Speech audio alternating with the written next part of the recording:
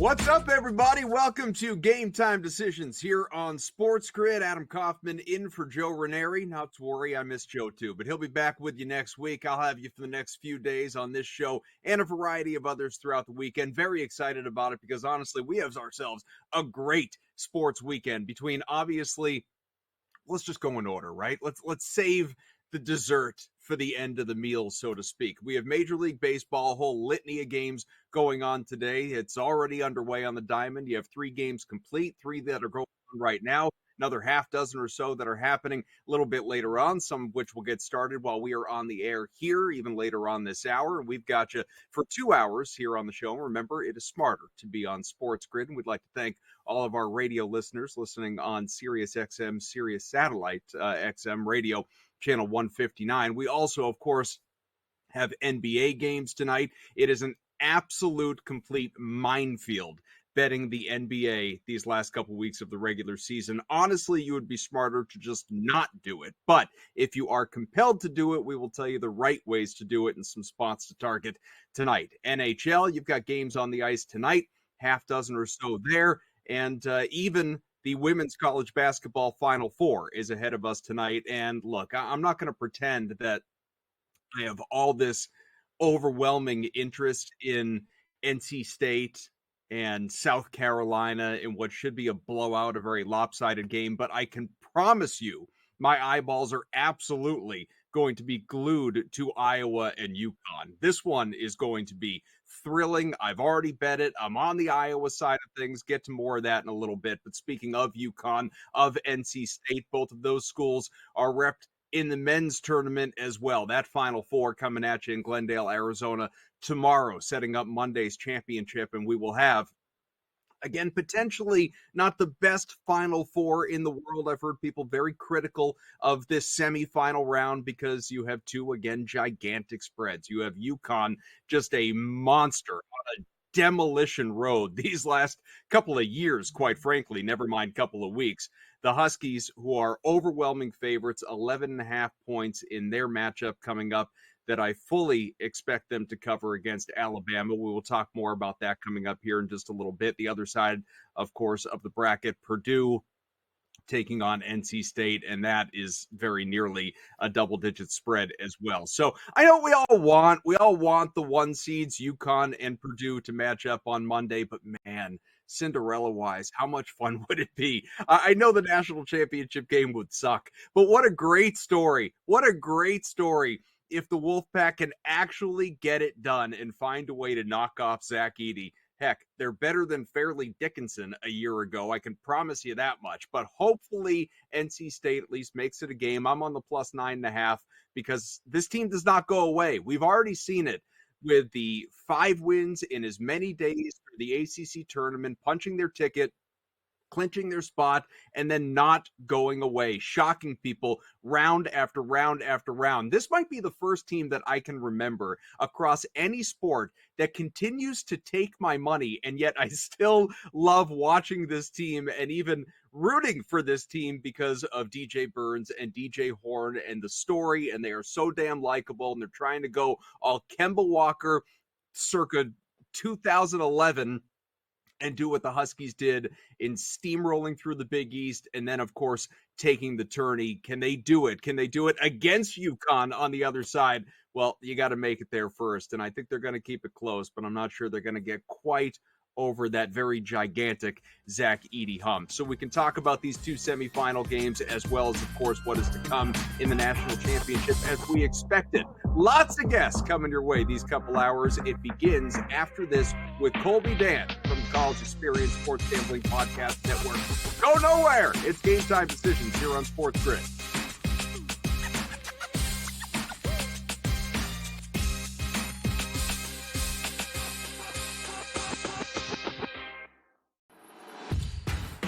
That's the first. Need the second one in a major way. Okay. All right.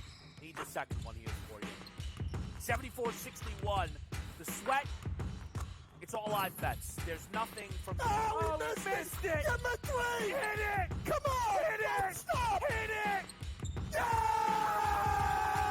Oh, We my got God! it! Foul him! Foul him! Only on SportsGrid.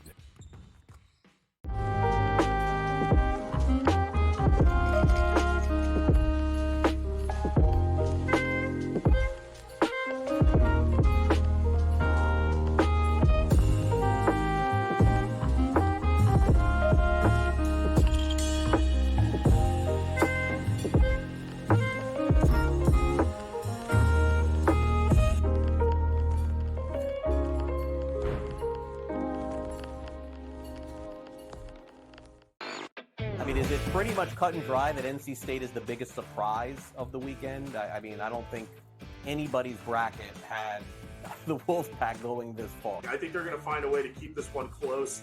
And we all know Purdue's tournament history under Matt Painter. They've had a lot of early exits when they've been good teams, and maybe this is the time they'll exercise their demons. It's kind of like when Virginia lost to that 16-seed UMBC. Newswire, only on SportsGrid.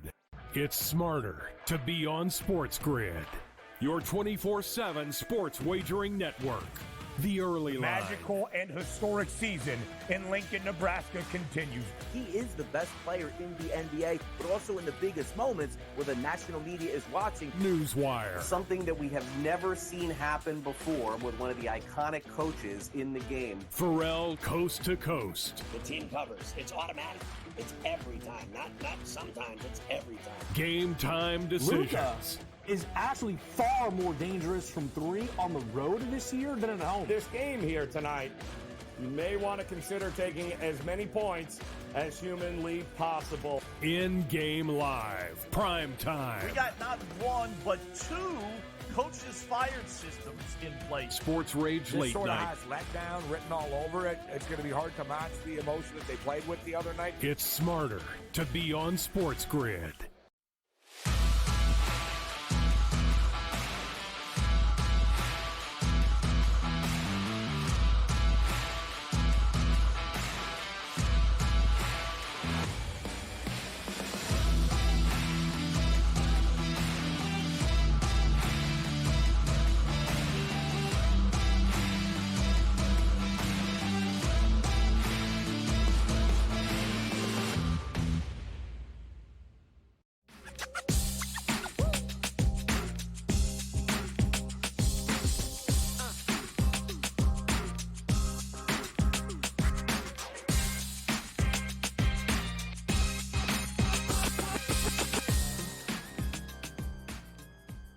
Kaufman back with you here on Game Time Decisions on SportsGrid, and let's talk through some college hoops. Of course, you got the games going on tonight, the women's college basketball Final Four, and I know the one that everybody is excited about, the day that we are excited about. That's the semifinal side in the men's bracket, and that is coming your way tomorrow. Matter of fact, shade over 24 hours from now as we sit here. So let's get into it with Colby Dant. He hosts the College Experience for the Sports Gambling Podcast Network. He is on Twitter at @BColbyD. Right here, the College Experience. Yeah, I got my swag handy, Colby. How are you, buddy?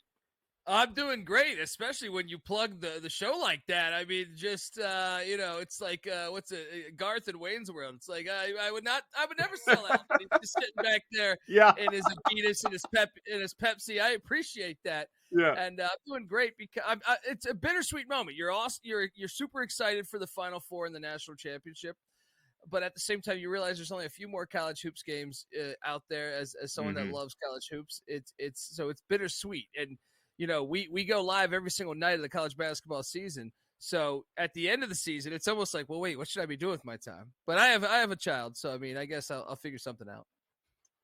Well, that and the College Experience. So you're going to be out there betting college baseball. I know you already are. College hockey, the Frozen Four, be wrapping up. And, Pick Dundee, if you check him out on Twitter, he's out there living even in the baseball streets. So there's never a dull moment, obviously. But let's talk about these games. We'll circle back to the women tonight. Let's start with the men coming up tomorrow. And the game that I think is at least the most compelling one, the one that we can even envision the potential of an upset, and that is Purdue and NC State. I mentioned it in the opening segment. I am on the Wolfpack plus 9.5.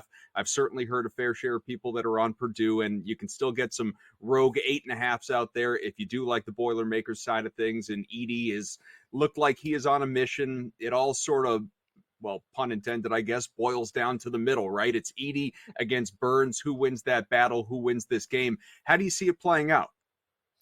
I'm like you, Adam. Look, and it pains me to say this as a guy that my background's at ECU guy. Their rivals are NC State, but I've been cashing in on NC State the past couple games, taking them on the money line. There's something magical about this team. I faded them early in that run, and I learned at some point that I needed to submit and just appreciate that this is 1983 all over again. And there's no Valvano, but they're making the run. And I do think, it's a very interesting matchup to me because I think if they don't get in foul trouble, which almost seems impossible if you're playing against Purdue.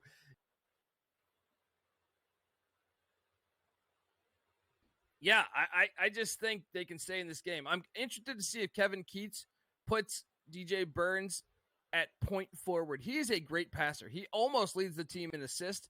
To me, if you put him at point forward, much like Cam Crutwig, Porter Moser did this with Crutwig a couple years ago when they took on Kofi Coburn. I think it's the smartest thing he can do. I think the smartest thing he can do is do that. It's going to either make Edey come out or them go to a zone.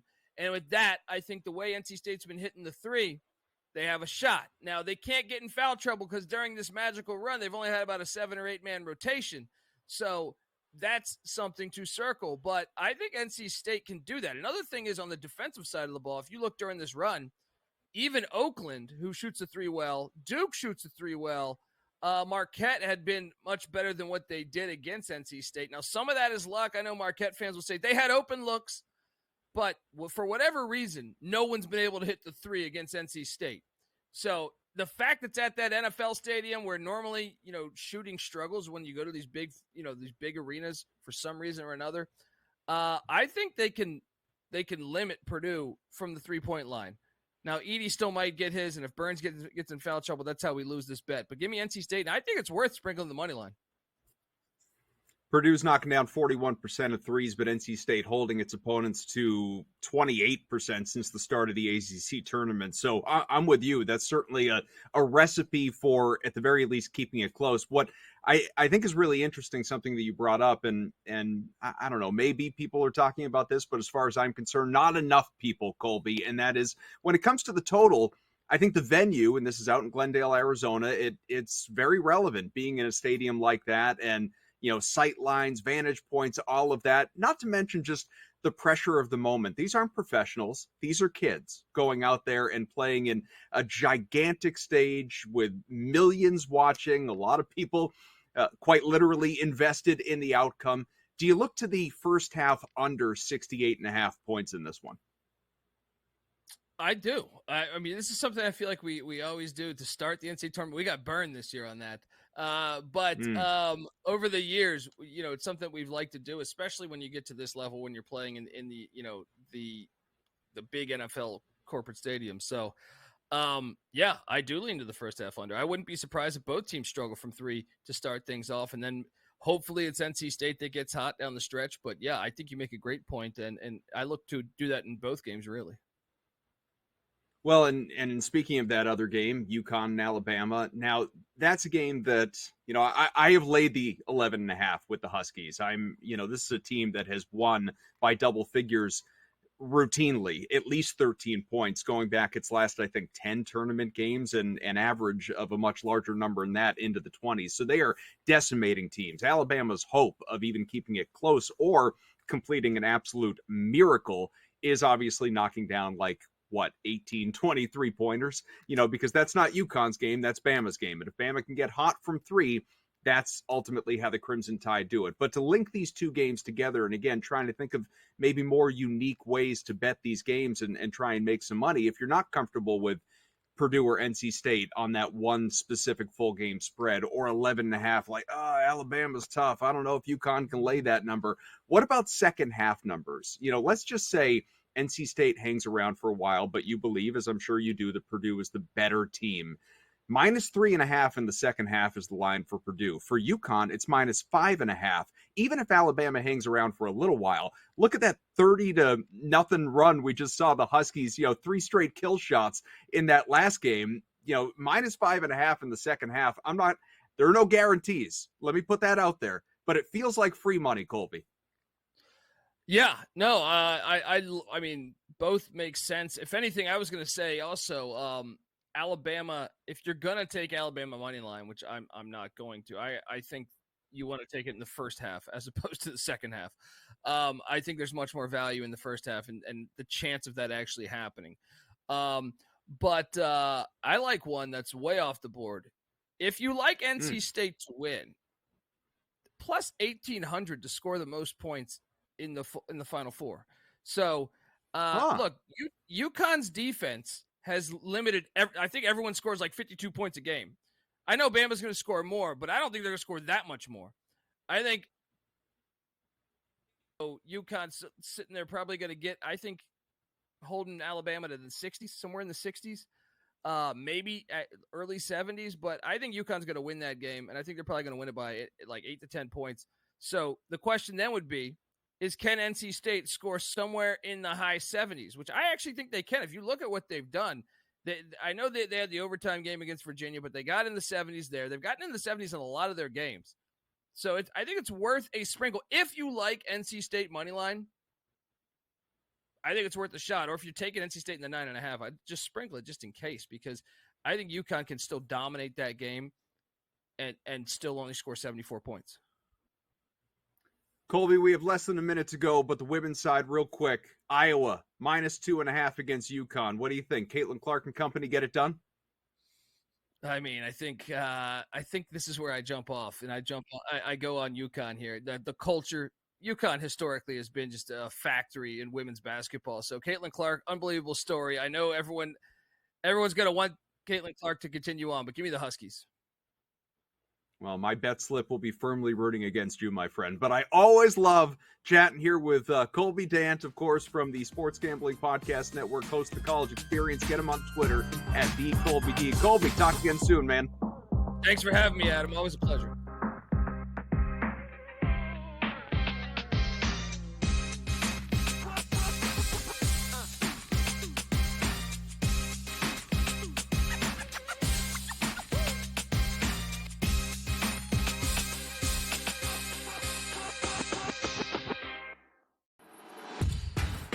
That's the first. Need the second one in a major way. Okay, all right. Need the second one here for you. 74-61.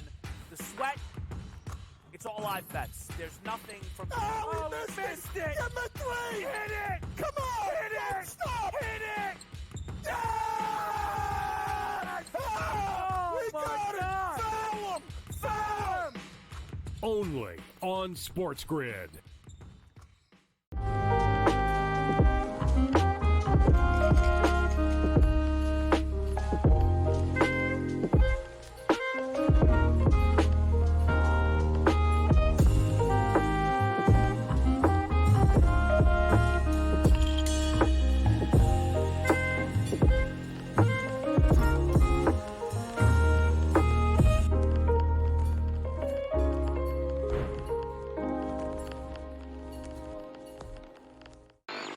Is it pretty much cut and dry that NC State is the biggest surprise of the weekend? I mean, I don't think anybody's bracket had the Wolfpack going this far. I think they're going to find a way to keep this one close. And we all know Purdue's tournament history under Matt Painter. They've had a lot of early exits when they've been good teams, and maybe this is the time they'll exercise their demons. It's kind of like when Virginia lost to that 16-seed UMBC. Newswire. Only on SportsGrid. It's smarter to be on SportsGrid. Your 24/7 sports wagering network. The early line. Magical and historic season in Lincoln, Nebraska continues. He is the best player in the NBA, but also in the biggest moments where the national media is watching. Newswire. Something that we have never seen happen before with one of the iconic coaches in the game. Pharrell coast to coast. The team covers. It's automatic. It's every time. Not sometimes. It's every time. Game time decisions. Luka is actually far more dangerous from three on the road this year than at home. This game here tonight, you may want to consider taking as many points as humanly possible. In-game live. Prime time. We got not one, but two coaches fired systems in place. Sports Rage This Late sort of Night. has letdown written all over it. It's going to be hard to match the emotion that they played with the other night. It's smarter to be on SportsGrid.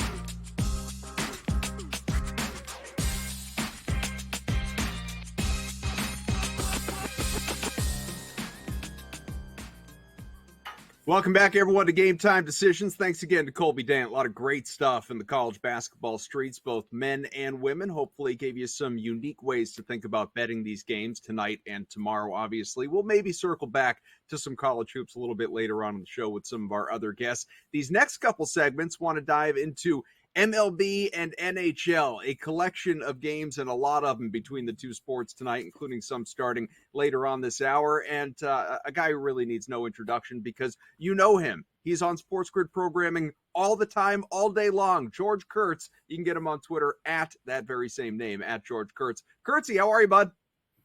Well, as you and I discussed before coming on here, it could be a little better. Yankees spit the bit this afternoon, the home opener, lost 3-0. Yeah.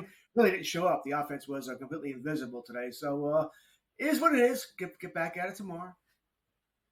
And that was I was on it. I had them in a parlay. I know you're someone who likes to parlay, obviously, and they were a heavy favorite. I got them at minus 150. I saw them as high as minus 170. The Yankees, coming off the 6-1 trip, obviously, averaging almost 5 runs a game, facing a struggling pitcher, home opener in the Bronx.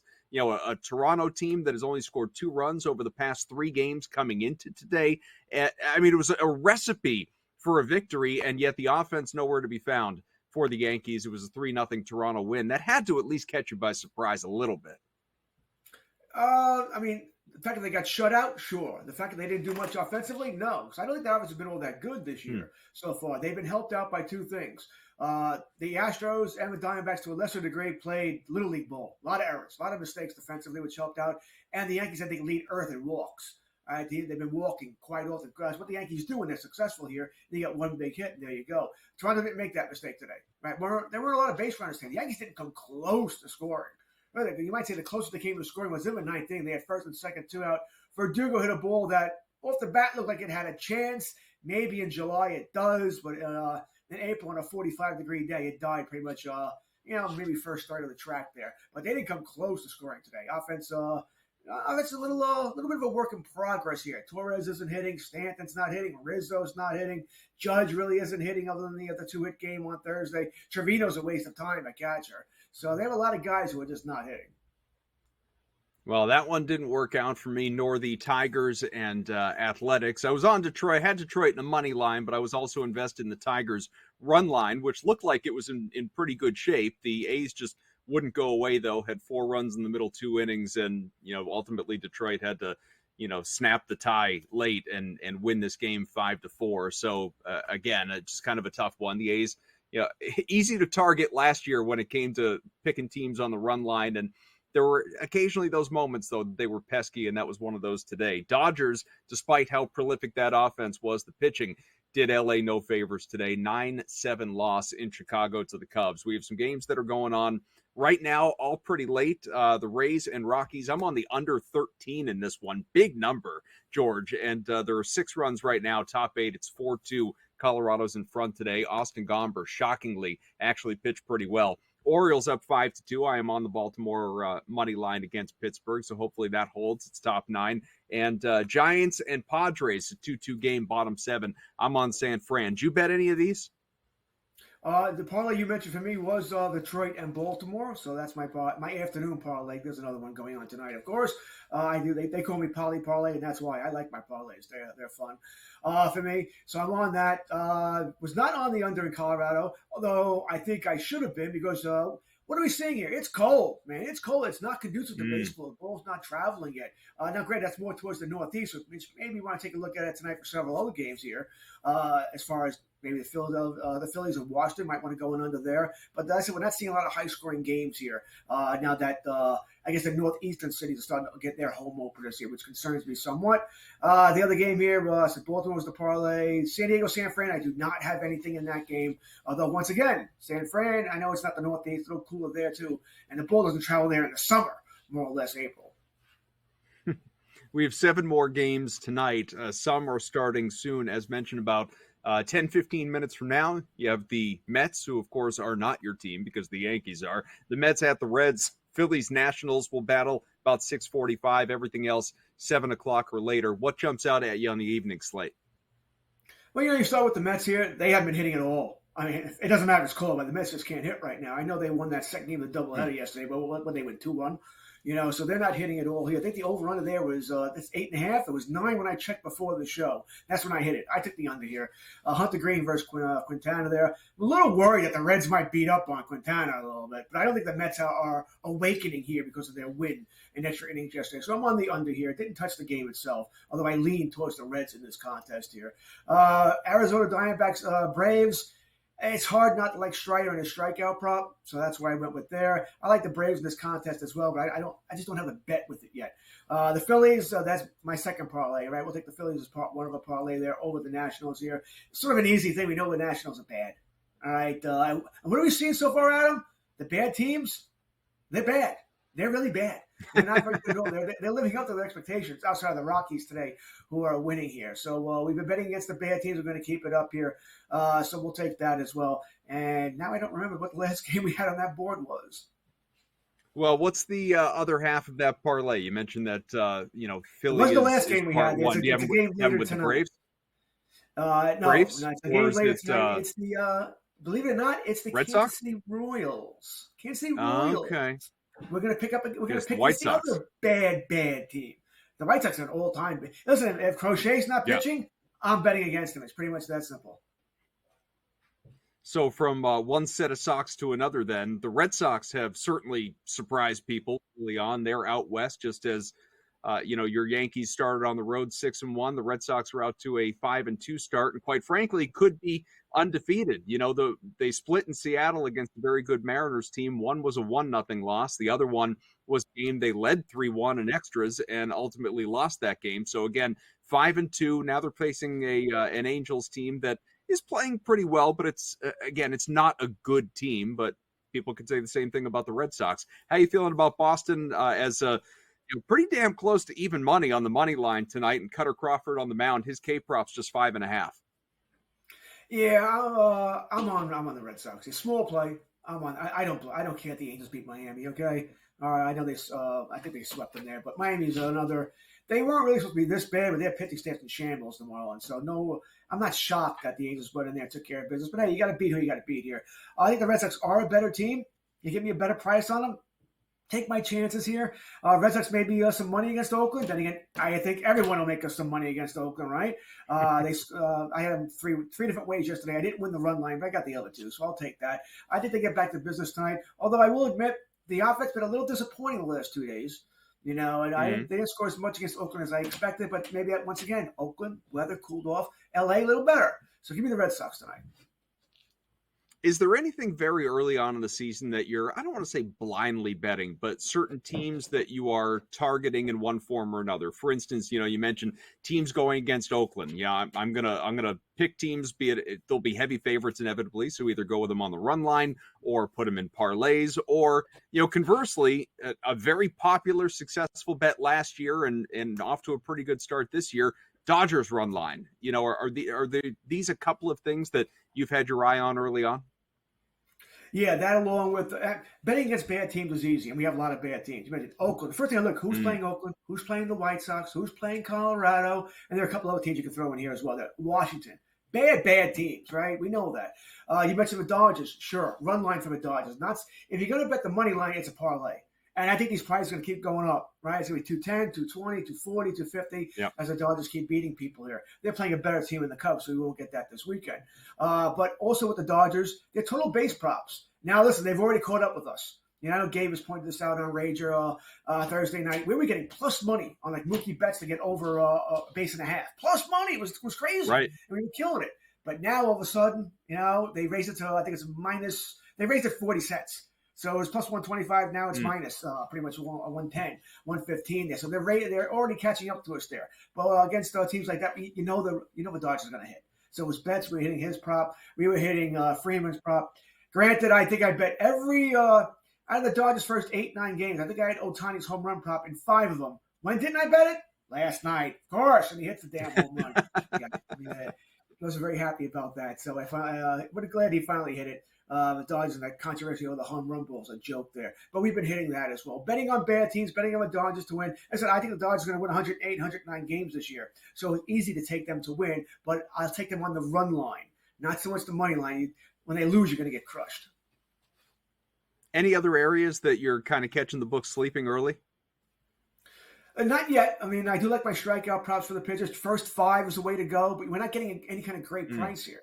During the first five, you're getting whatever the game total is. So you're not really getting an advantage there. Maybe you get, a dime off or 25 cents at best off. But that's something I like to look at, too, for high favorites. Like I said, if you got the Dodgers minus 180, maybe get minus 155, minus 150 first five.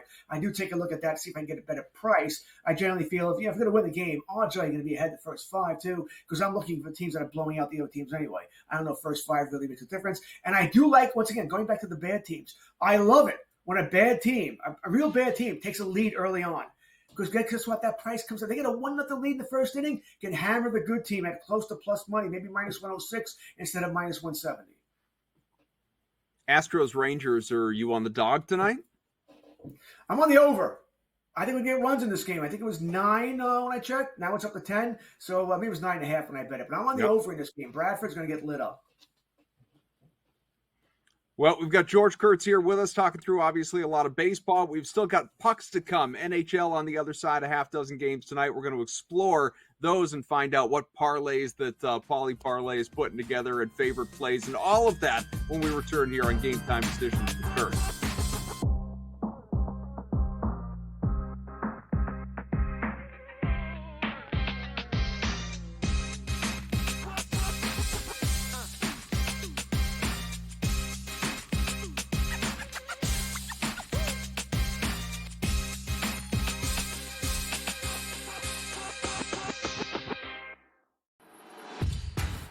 That's the first. Need the second one in a major way. Okay. All right.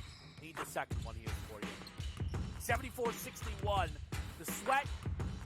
It's all live bets. There's nothing from. Oh, we missed it. Get my three. Hit it. Come on. Hit it. Stop. Hit it. Yes! Oh, We got it. Foul him. Foul him. Only on SportsGrid.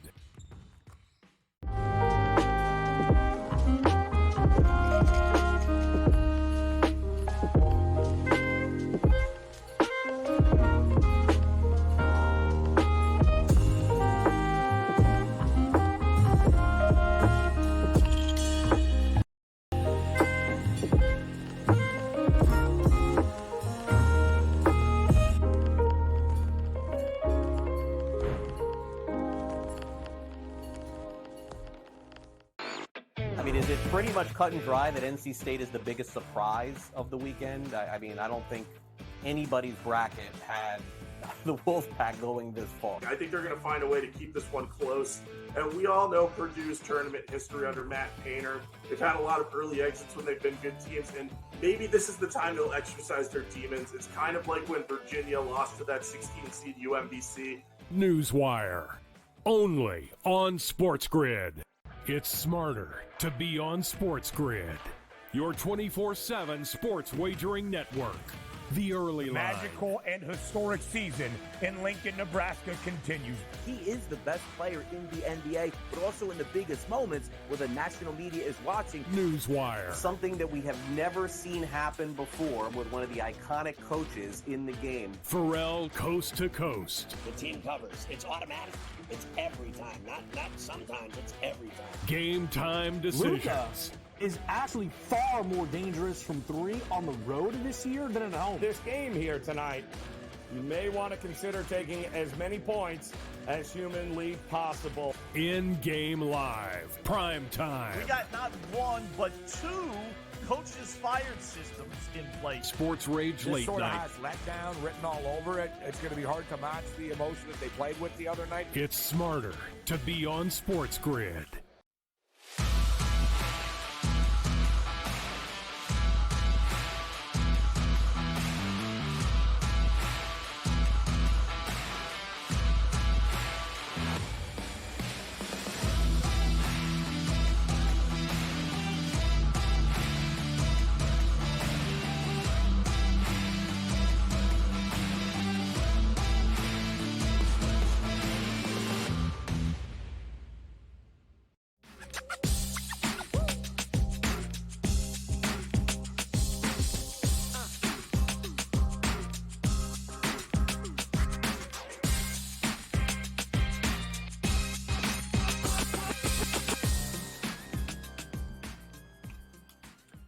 We are back. This is Game Time Decisions here on Sports Grid. Got you for another hour and a half almost. We'll get to pretty much everything that you could possibly bet on across professional sports and college sports tonight. Right now, we're talking with George Kurtz. Just went over a lot of baseball. And Kurtzy, let's get to the NHL, which I know is near and dear to your heart, obviously. Got a decent slate in front of us, as mentioned, half dozen games. And I know you're a parlay guy, as we were talking about earlier, so there are certainly some spots to do that. Maybe you have already put together, for instance, Carolina with Vegas or with Seattle, or maybe those last two teams and left Carolina out altogether. What's your approach to tonight's slate before we get specific into some of the games? I do have a parlay. You are correct about with Carolina. It's probably the first thing I look at, by the way. Where are the games where I think I know who's going to win the game? That sort of thing there. So that's the first thing I look at there. Second thing I'll look at, and I'll make little notes, who played last night and who's playing against the team that didn't play last night. So in other words, which team is fresher? I will look at that as well, because I do think there's an advantage to that in the NHL. Tired legs. So it might be a team, once again, you can pick on in the third period there. It's funny. I'm looking at my parlays. I couldn't remember what my parlay was, but actually you nailed it. It's Carolina and Vegas, which pays about plus 108, I think it was offhand, from when I bet it. So I did take Carolina and Vegas as a parlay. I will look at backup goaltenders as well. I think that's the three things I look for. Obvious favorites, teams that played last night against teams that didn't play last night, and backup goaltenders. And in other words, backup goaltenders that are bad too. Like I don't consider Jonathan Quick a bad backup goaltender, so I'm not looking to pick against the Rangers tonight because Quick is playing there. But there are teams that we know have bad backup goaltenders, or that they're not even the backup, they're third, fourth string because the first two guys are hurt. So those are the teams I'm looking to pick on. I'm glad you brought up the Rangers. That's where I wanted to go next. They are in Detroit. Of course, the Red Wings a bit inconsistent. The Rangers, as we know, is an offense that can go crazy. You're getting something that's a favorable line, I think, at minus $130. What do you think here? I agree with you. I do have some trepidation. We know the Eastern Conference is a quagmire right now, right? I mean, Detroit, Pittsburgh, Islanders, Devils, Washington, Philadelphia. You can even throw Buffalo and the Devils in here and say you have 8 teams battling with 2 spots, right? And they're all playing each other here. So the game, what I'm trying to say is the game is much more important for Detroit than it is for the Rangers. It doesn't mean nothing for the Rangers. The Rangers are battling for the number 1 overall seed here, right? They have a 1-point lead over Boston, so I'm sure they'd like to get that, although there may be a curse on the President's Trophy. But I like the Rangers tonight, too. You said it. I can't pass up the minus 130. I kind of like the over here as well. It's not so much that I think that the Red Wings are going to have their way against Quick. I think the Rangers will have their way against Detroit. Their goaltending for the Red Wings, almost said the Lions, have been awful. I mean, god-awful for the past 4 to 6 weeks here. Definitely got the Rangers here. And at plus money, I'm going to have to take a little taste of the over here at plus 106. How about the total in that game? That's what I was going to ask. You said the taste of the over. It's sitting at 6. It's certainly looking at some of the splits right now. The vast majority of the handle and the money coming in on the over. So we're expecting goals. And it's Detroit's goaltending with its Lions, Reimer. It's been bad. I think they're both backup goaltenders who have played too much, right? Husso's been hurt. He was supposed to be a starter, although I don't think he's any great shakes either. But the backups have played too much, and I think it's showing now. Maybe the defense is letting down as well. Maybe Detroit just has to be, they took that next step this year, but not really the next step for a playoff contender here. They're a bubble team, and I think the Rangers will take care of it tonight. You got 6, man. I'd have to buy it by the half down. We have 6.5 here, which I actually wouldn't be still a bad idea. But I think the Rangers score 4 to 5 all by themselves. Flyers and Sabres really couldn't be much more of a pick'em. You got Philadelphia, the road team, minus 102. I'm looking at the Sabres at minus 118. Which way's the way to go? It's not the Flyers, right? They've lost 5 straight games, right? That's why they're in trouble of missing the playoffs here. Interesting that they're going with Ivan Fedotov. He's the Russian goalie. He got out of his KHL contract, came over, played about half the game versus the Islanders on Monday night, came in for Urson. He's going to start tonight. So I don't know what to tell you here. We really haven't seen that. This guy he's huge, massive man here. But that being said, I don't know what kind of goalie he truly is. I like the Sabres tonight. Right, I'm gonna go against the Flyers. It's in Buffalo. The Flyers look like a dying team to me. A lot of speculation that they've sort of tuned Tortorella out. I don't know how true that is. Tortorella does get tuned out eventually, but not usually this quick in year 2. I think the Flyers have overachieved all season long. I like Buffalo. The over, I'm not going to touch the total here because I just don't know what to think about Fedotov, and I don't know what Philadelphia team is going to show up. You know, are they going to score goals? They're not going to score goals. Couldn't score Monday against the Islanders till late. So give me Buffalo, though. I like the short price on the Sabres. I was really hoping to get them maybe, you know, even plus money against the Philadelphia team that's in the playoffs. And like I said, Buffalo, outside shot to make the playoffs, but they pretty much would have to go 6-1 over the last 7 games and have a lot of other teams fall apart. George, we got to wait a couple hours for this one, 9 o'clock Eastern, but it could be the game of the night, and that is the Avalanche and Oilers. And I don't know who's going to win this one. I'm inclined to say Edmonton, but when I look at it, again, I just think goals, goals, goals. It's the highest total on the slate, 6.5, and yet I still don't feel like it's enough. I would even, you know, I wouldn't heavily invest in this, but I'd consider laddering up the total. I'd do some alts, 8-9 goals in this one. I think you're right, by the way. I'm on the over as well here. And I'm also wondering if the way to play this, because I haven't bet this yet, I wonder if the way to play this is hope. You know, do a little in-game betting here and hope the first 5 minutes, no goals. Right? And maybe get it down to 5.5. Come down a little bit. And then we can really hammer it. You know, but it's dangerous because for all we know, McKinnon scores in the first 2 minutes and now forget about it. You're at 8.5 and it's hard to touch. So like I said, it depends on do you want to gamble on your gamble is really what it comes down to here. So I'm still debating if I want to do that. You mentioned this is 9 o'clock Eastern time, so I got 2.5 hours to figure this out here. But I think goals are coming as well.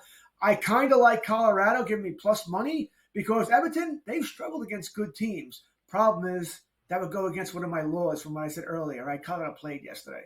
You know, they played, Edmonton didn't. They were the fresher team here. So I probably won't do that. But Edmonton has struggled against good teams all season long. They're a team that beats the snot out of bad teams, but struggles against the good ones, which, by the way, there's nothing wrong with that. What's the old saying here? Go 500 against good teams and, dominate everybody else. You're a playoff team. You're fine here, which is what they seem to be doing here. But I think the way to hit this is probably goals here. Gorgiev is in net for the Avalanche, by the way. They went with the Noonan to back up last night. Smart move by the Avalanche to go with their number one goalie tonight.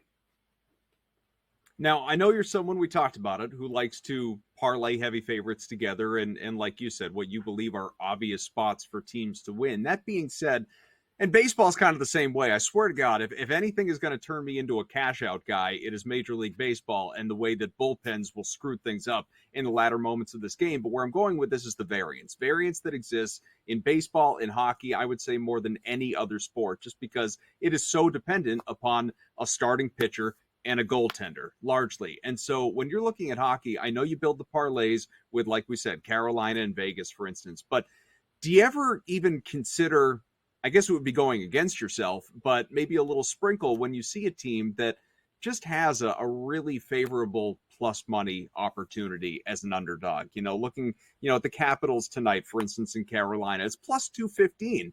If it actually happens, yeah, your parlay's dead on the other side, but you get a more than 2-to-1 payout there for Washington. Sure. There are times that does come into play. I don't think for Washington it does tonight. I mean, they are struggling. They've lost 4 straight here. Are they feeling the pressure? And they're a team, by the way, Adam. I don't know how they've won games all season long. I mean, it's been like, how are they winning? They don't score a lot of goals. Ovechkin wasn't really doing all that much. He had about a good 6-week stretch there. They don't have any secondary scoring. I mean, really, and their goaltender Kemper was bad. Lindgren has saved their butts. He's played so well. But I wonder once again, is he showing signs now of it's been a long season? I've been a starting goalie more than I thought I would be. That sort of thing. I'm tired. So it's going to be hard to go at Washington there. But yes, this does come into play where we like, some home dogs here. Not going to play with Arizona tonight, though. I think Arizona is an interesting squad, and I have some hesitation about tonight's game. But the bottom line is this: Vegas still needs to win. All right, this is not a throwaway game for them. No, they need to win here. Plus, I think they're trying to find out who works well with whom. Right, all of the additions they made at the trade deadline. Maybe we see Hurdle tonight. You're still trying to get Hannafin in there and everybody else. Plus all the injuries they're trying to get healthier here. I like Vegas tonight. I think they'll take care of business. No Aiden Hill tonight. It is Thompson. I kind of like the under, but the fact that the juice is to the under makes me stay away from that. So unless you're doing multiple parlays, and maybe you are, but we talked about Carolina and Vegas, that leaves out Seattle, another heavy favorite. The Kraken are minus 170 at Anaheim. Does that make this a stay away spot for you just because Seattle is so juicy, or are you still betting this game? Wait, different prices. I go a little further south here. I'm at minus 182 for Seattle currently. Ooh. So, it's amazing how much prices change depending on where you are. Yeah. And the book. Yes, I'm on FanDuel. That being said, Seattle, they've been my little bugaboo of late because I've been believing in them. Not so much they're going to make the playoffs or anything like that, but I've been betting them against bad teams. I think Seattle's a good, okay team. Does that make any sense to you? They're an okay team. I think they're a good okay, so the higher tier of the okay, where they can do some damage here. But they've lost some games here to teams I think they should be taking, they should be beating. They just should be beating these teams. And they've lost some of these games. So it scares me a little bit. I'm actually kind of curious about Anaheim here. Once again, it's the late game tonight. I can see if I'm having a good night tonight or a terrible night, maybe sprinkle on Anaheim here. See if I can make up for it by getting some plus $1 and $1.50 here. I don't trust Seattle. Once again, they've been my bugaboo team of late. They've cost me some spots where I thought I should have had an easy win. And they've cost me, so I'm not happy with Seattle Kraken right now. I haven't bet this game, haven't touched it, but I'm definitely leaning towards taking Anaheim depending on what my night's going. I like the over, and I think we're getting a decent price at minus 118. We're only 5.5 here. When do these two teams become defensive dynamos? I think goals could be coming tonight, so I like the over in this game. That's probably my favorite play right now in this contest. What's your favorite play across the board? Any of these games? I think my favorite play. I'm going to go with my parlay, right? That's why I do the parlay. I think Carolina takes care of Washington. They still have a chance to catch the Rangers, so the game means something to them. Kochekhov's in net. Like I said, Washington's lost 4 straight games. I think they're feeling the pressure here. I do think Vegas takes care of business here. I think the one I worry about most, when I go the opposite of how I feel here, is probably my decision on Colorado-Edmonton. Because I agree with you. And the fact that you said it now is actually causing me more consternation. Because before the show started, I'm like, all right, I'm going to wait. I'm going to wait and hope there's no goals. But you think the same thing. I think we're going to get 7.5, 8.5 goals. So maybe I should just take it now. And maybe I'll just do the opposite in that game, by the way. Take it now and then hope we get a goal in the first couple minutes and just hammer it. Go to 7.5, hammer that. Right. 8.5, make this. Let's hope we get a 6-5 game here, which Edmonton, by the way, is very easy, can do that. One thing I got to check in this game is when I checked earlier, they didn't say yet, but I didn't know who the starting goaltender was for Edmonton. They play tomorrow as well, Battle of Alberta there. I assume it's going to be Skinner tonight and Picard tomorrow, but if they reverse that, then I'm definitely going to hammer this over. I was going to look around, see if we have it. While I'm doing that, what about something you brought up? Obviously, it's late in the regular season here.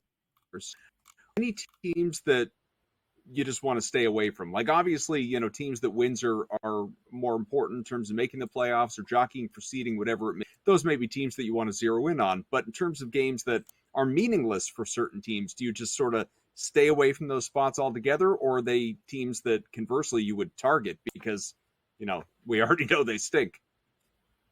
Well, I probably worry more about teams that don't stink but have nothing to play for. Because the Buffalo Sabres, I honestly don't know what's going to happen with them. Montreal Canadiens are better than really given credit for. The team I root for, the New York Islanders, I have no idea what they're going to do game in and game out. Some nights they show up, some nights they don't. They're a weird team here. They play good against good teams and bad against bad teams. They're a tough team to trust here. And by the way, I did just check. Edmonton still hasn't confirmed who the goaltender is. Yeah, Stuart Skinner is deemed likely, but we'll see. George Kurtz, get him on Twitter at George Kurtz. George, thanks so much, man.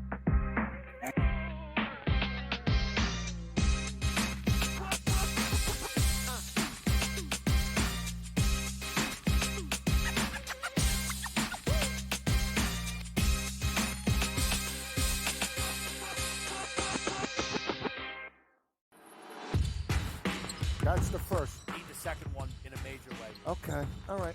Need the second one here for you. 74-61. The Sweat.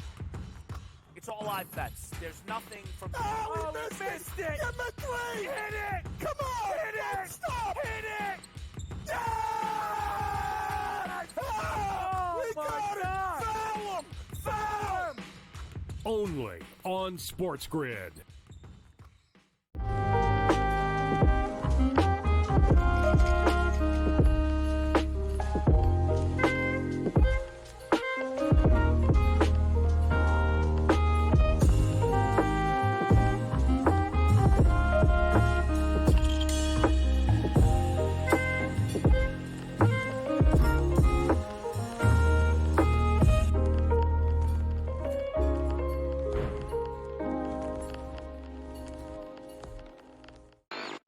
Is it pretty much cut and dry that NC State is the biggest surprise of the weekend? I don't think anybody's bracket had the Wolfpack going this far. I think they're going to find a way to keep this one close.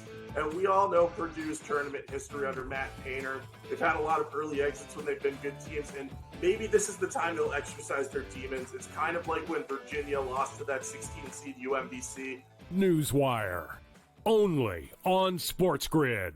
It's smarter to be on SportsGrid, your 24/7 sports wagering network. The early line. Magical and historic season in Lincoln, Nebraska continues. He is the best player in the NBA, but also in the biggest moments where the national media is watching. Newswire. Something that we have never seen happen before with one of the iconic coaches in the game. Pharrell coast to coast. The team covers. It's automatic. It's every time. Not sometimes. It's every time. Game time decisions. Luka is actually far more dangerous from three on the road this year than at home. This game here tonight, you may want to consider taking as many points as humanly possible. In-game live, prime time. We got not one, but two coaches fired systems in place. Sports Rage This Late sort of Night. has letdown written all over it. It's going to be hard to match the emotion that they played with the other night. It's smarter to be on SportsGrid.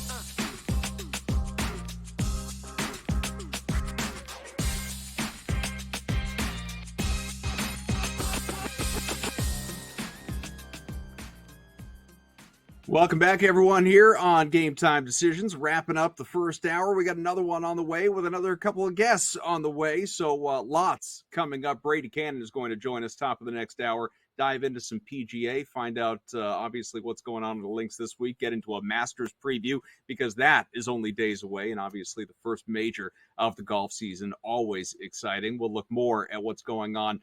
NBA tonight. A lot of key guys ruled out. Major League Baseball. Mixing some more with college basketball, including the women's games tonight. So a ton coming your way. You don't want to miss any of it. While we do have some time, though, our own Davis Maddock took a look, built the same game parlay for tonight's Red Sox-Angels game out west. Let's find out how he's building this thing.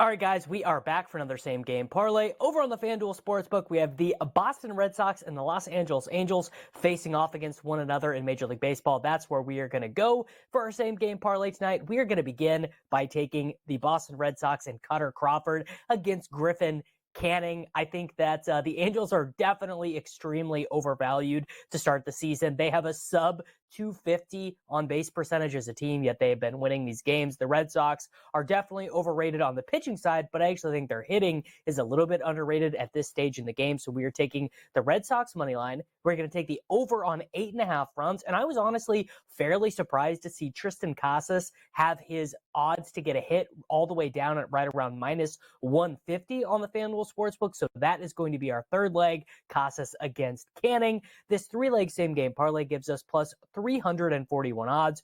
Red Sox money line over 8.5 total runs, and Tristan Casas to record a hit. Good luck tonight, everybody.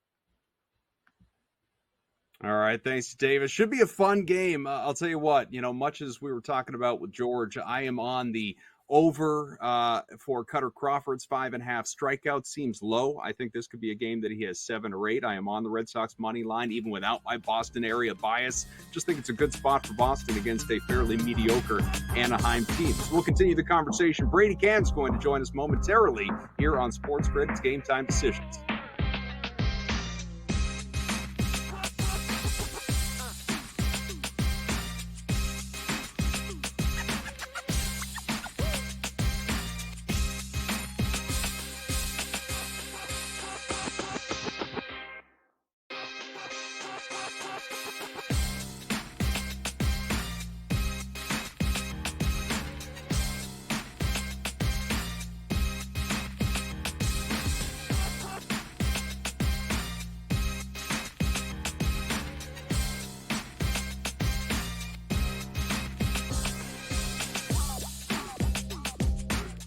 Hour number 2 of Game Time Decisions here on Sports Grid. Adam Kaufman in for Joe Ranieri today, and hopefully you're enjoying the show so far. Joe will be back with you next week. Look forward to having him back, obviously. But let's continue our roll call through our guests. We had Colby Dant, George Kurtz back in the first hour. Not unlike George, we have another regular across Sports Grid programming and someone that I am honored to share Saturday nights with here on the network. We'll be getting back to it next week for in-game live overtime. That is none other than Brady Cannon coming on with us. You can get him on Twitter at Las Vegas Golfer, and as indicated by that very name, we're going to be talking through some golf. Brady, how are you, man? Good to be with you, Adam. How are you, my friend? Yeah, next week, after this March Madness wraps up, when we roll into Masters week, we're back on schedule for the Saturday show. And what a week tomorrow. I mean, it's really one of the greatest stretches of, the entire sports calendar. The NCAA tournament, you get the championship weekend, the Final Four, and then you roll right into the Masters. That's pretty tough to beat. And think for how many years Jim Nantz got to call them both. That's a pretty good gig. Yeah, not too bad. It makes you wonder why even retire just to go out and be in commercials right now. Come on, let's get you back in the mix there, Jim. But before we get to the Masters, and I do want to start the preview of the Masters because, as we know, it's an incredible event. It's been something that sports fans, even if you're a casual golf fan, you clear up your Sunday for, especially back when Tiger Woods was still playing and it just made Sundays during the golf season that much more relevant. But leading into that, we've got a tourney going on right now. We've got the Valero Texas Open, and I know it doesn't quite have the same star power, obviously, as the Masters. But, as we sit here, not quite through round number 2, what do you think so far? Well, there is a fair amount of star power in this field because you have a lot of guys getting ready for next week. Matt Fitzpatrick, Tommy Fleetwood, Rory McIlroy, Jordan Spieth, your defending champion, Corey Connors. So there's some pretty decent names in this field. And right now, Rory McIlroy is at the top of the list as far as the stars. He's at 5 under par. A couple of nice rounds, 3 under par 69 on Thursday, and then a 2 under 70 on Friday. So just nice, steady golf for Rory. The putting, it worries me a little bit. He's currently ranked 72nd in this field for putting. He's having to get up and down quite a bit and doing a good job of it. He ranks second in the field for scrambling. He's gotten up and down 12 out of 13 times, and he's really getting it done off the tee. Second in the field for strokes gained off the tee, but nobody may be able to catch Akshay Bhatia. And I'm rooting for him, Adam, because he is a pick of a mutual friend of ours, Mr. Cam Stewart. He was on Akshay Bhatia last week. Yeah, he was on Bhatia last week at Houston, and he played pretty well, and he went back to him this week, and he also played him for a first-round leader and cashed that at plus 650 yesterday.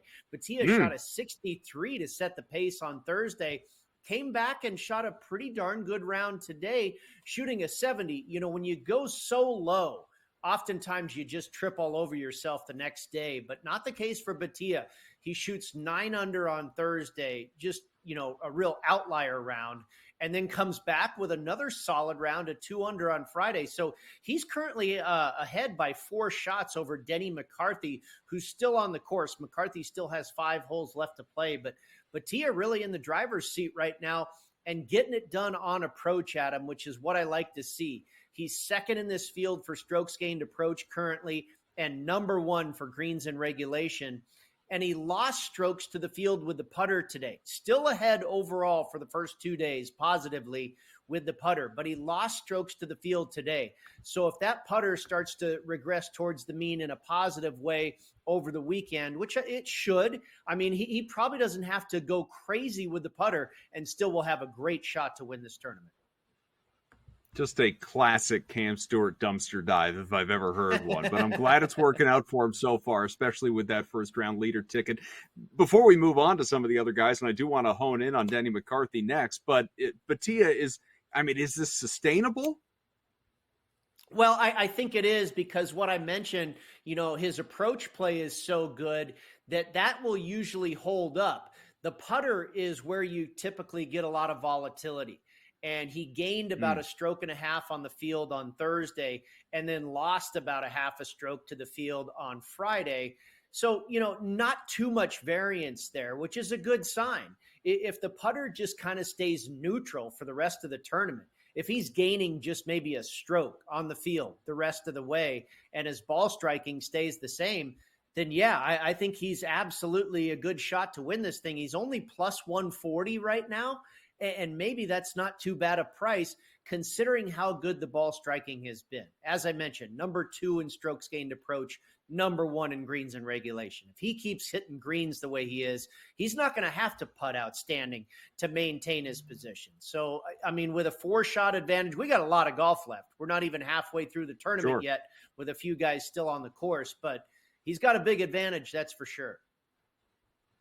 You mentioned Denny McCarthy. He is sitting in second right now, and the most notable thing about him is, as you said, he's still on the course. He has 4 holes to play now. He is sitting 7 under with a 3 under day so far today. That's only 4 strokes back of Batia for the lead. So obviously, if he can do something in these next few holes before he's in the clubhouse and done for the day, he could trim that deficit, cut it in half, and really put himself in great shape. What do you think of his chances? Is there any sort of wager worth placing on him? Maybe so. Denny McCarthy's a very good player, and I think most people would agree that he's certainly more accomplished. He's been around longer than Akshay Bhatia. He doesn't have a win on tour yet, I don't believe. He's knocked on the door a few times, including last year, came awful close. I think he was in a playoff against Victor Hovland at the Memorial last year. But what worries me, I talked about the ball striking for Bhatia. Currently, Denny McCarthy ranks 85th in this field for greens in regulation. He's only hitting just over 50% of the greens in regulation, and he's really putting the pressure on his short game. He has a great short game, but he's being asked a lot right now. He's had to scramble 15 times, getting up and down in 14 of those 15 occasions. Number 1 in the field right now for scrambling. So if he can't get the ball striking worked out, if he keeps missing greens, that short game is probably not going to hold up the entire time. He's currently 27th in this field for putting, gaining almost 2 strokes on the field. That's probably about par for him. He is a very, very good putter. But again, if you continue to put this pressure on your short game by missing fairways and missing greens, it's really tough to sustain a score. Now, he could get close here. I mean, if you're going to bet him, maybe bet him now, because there's a couple of birdie holes left on the course, and he might trim that lead to just 2 shots. He might cut it in half here. But going forward, I don't like the way his game looks right now, but you may be able to get a good price if you jump in early. Brady, we've only got about 30 seconds left, 20 actually, but real quick, is there a bet worth placing right now on the Masters? Try a live player. How about Joaquin Niemann at about 30-1? Try him. He's one of the guys I have in pocket. Here's the good news. Masters is over a week away, or, well, just under a week away. We got tons of time to talk about it with Brady, and we will. Brady Cannon, at Las Vegas Golfer on Twitter. Thanks, Brady.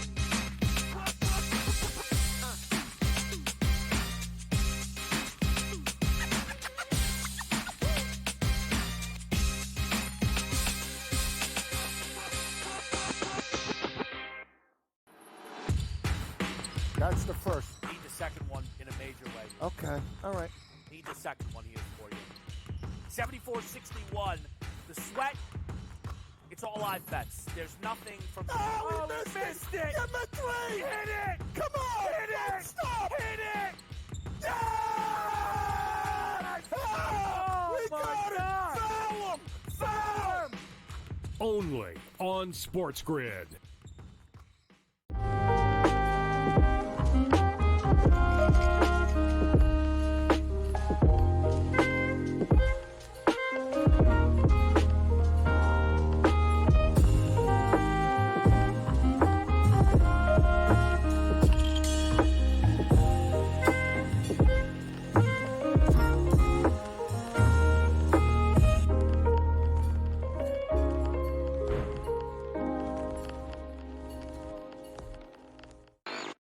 Is it pretty much cut and dry that NC State is the biggest surprise of the weekend? I mean, I don't think anybody's bracket had the Wolfpack going this far. I think they're going to find a way to keep this one close. And we all know Purdue's tournament history under Matt Painter. They've had a lot of early exits when they've been good teams, and maybe this is the time they'll exercise their demons. It's kind of like when Virginia lost to that 16-seed UMBC. Newswire, only on SportsGrid. It's smarter to be on SportsGrid, your 24/7 sports wagering network. The early line. Magical and historic season in Lincoln, Nebraska continues.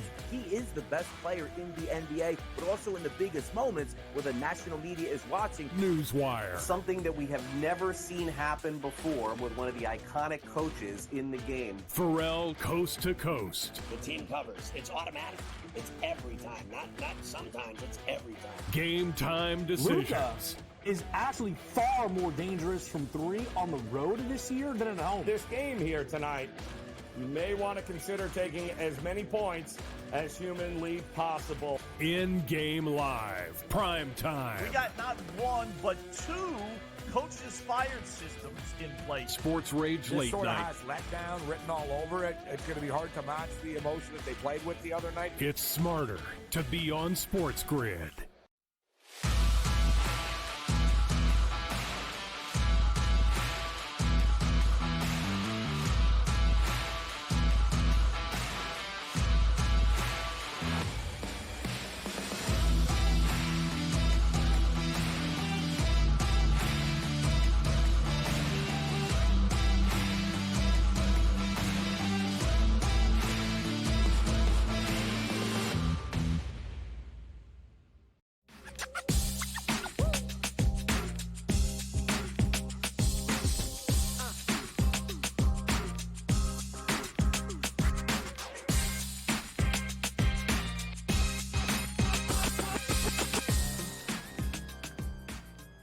Welcome back, everyone, to Game Time Decisions. We're going to be joined here momentarily by Mark Zinno. Going to hang out with him for a couple segments, talk through some NBA tonight, Major League Baseball, really whatever Mark wants to get into as far as what his betting card looks like and how you should be thinking about betting things. Obviously, the NBA slate is just getting underway right now, and we got a healthy number of games, a dozen games, and there are some key absences on the Celtics side. Two starters, Jaylen Brown, Derek White, are both out.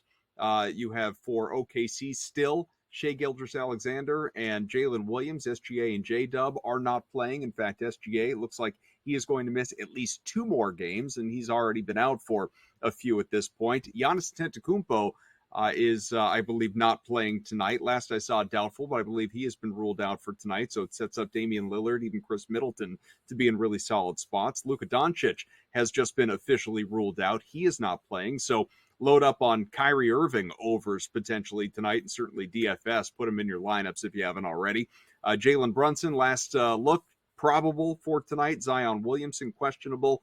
Lillard, as mentioned, is going to play for Milwaukee. So, you know, I alluded to this at the very beginning of the show. This is just these last couple weeks of the regular season. Betting the NBA is, as I put it, a minefield. I mean, you are setting yourself up for disaster. It's possible the smartest thing to do is to simply not bet it or bet it a certain way. And what I mean by that is even heavy favorites are going out. They could be 10, 11, 12, 13-point favorites, never mind not covering, losing outright. Because, again, these lines come out early in the day.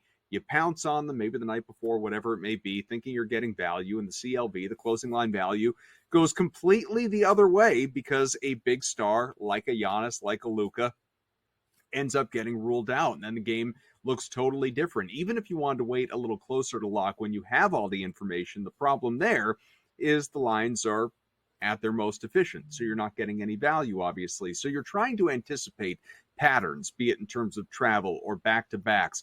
The totally, it feels like, unpredictable load management. Who is going to sit? I mean, if it's a Clippers team, like, you just know that Kawhi is probably not going to play, or Harden is going to get his turn, or Paul George is going to get his turn. And so you're looking at teams like Memphis, Minnesota, some of these value opportunities. Portland, obviously, another one with so many key guys, including Anthony Simons now, who are missing fairly significant time. Can a DeAndre Ayton take advantage of that.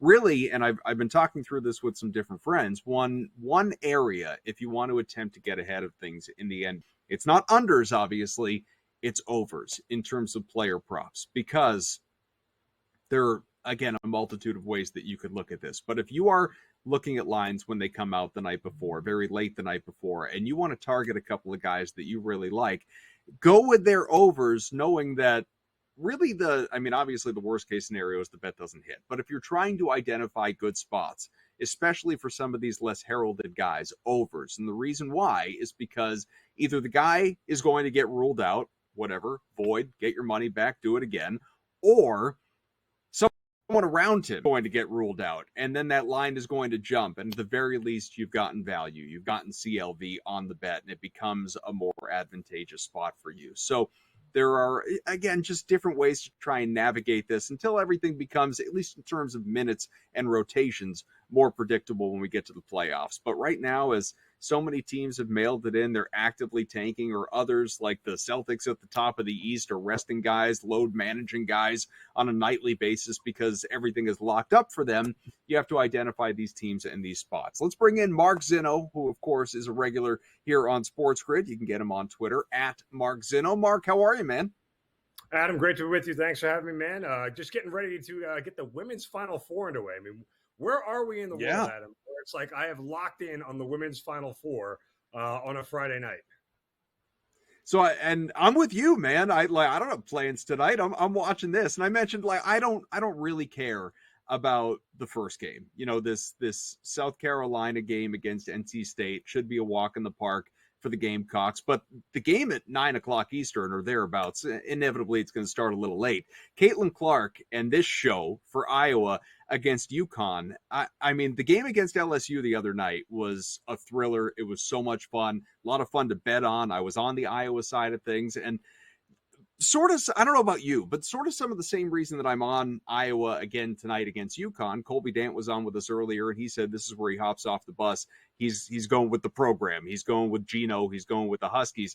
The reason I'm still on Caitlin Clark here is I just believe she's got that thing where there's a refuse to lose element, where Narrative Street comes into play. Like in this game, is it a coincidence that right after she goes out, beats LSU in that championship rematch to eliminate Angel Reese, that we start to hear the stories about how she always wanted to be a Husky, always wanted to play for UConn, and Gino and company didn't give her the time of day? This is a game where Caitlin Clark goes off, and I have already bet Iowa -2.5. How do you see it?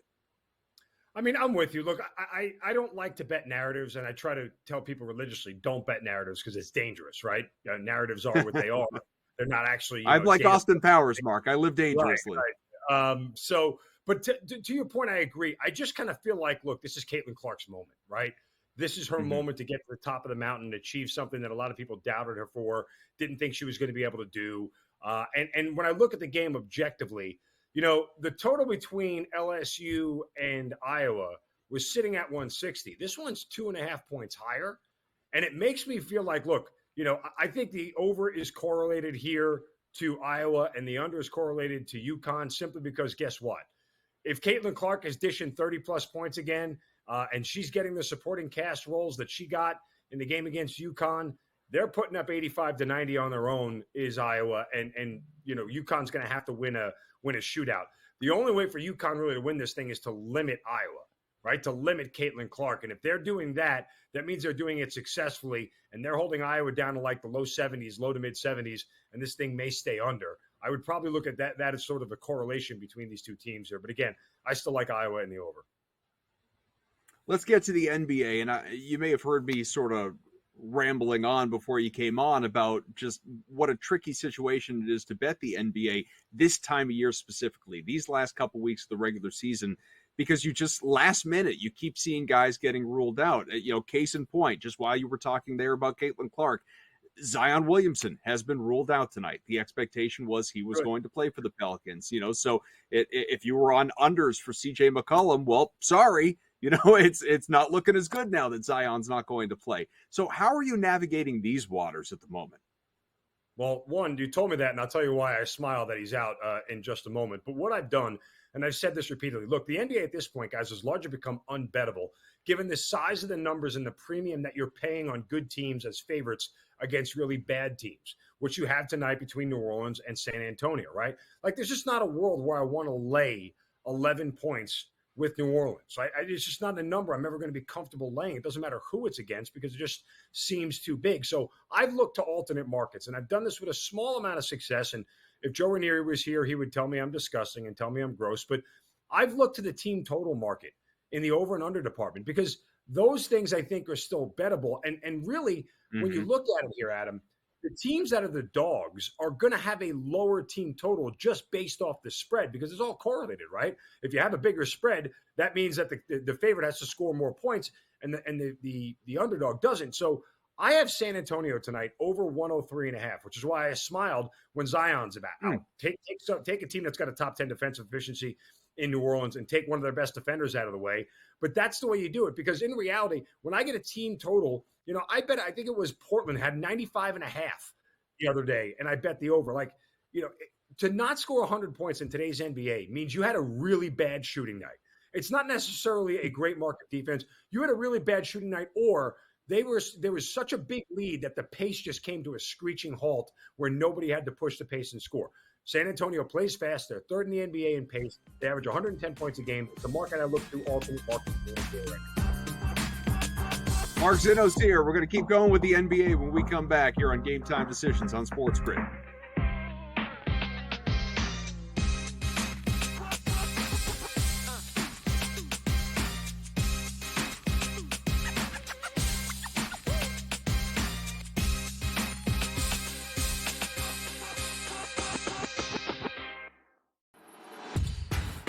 That's the first. Need the second one in a major way. Okay. All right.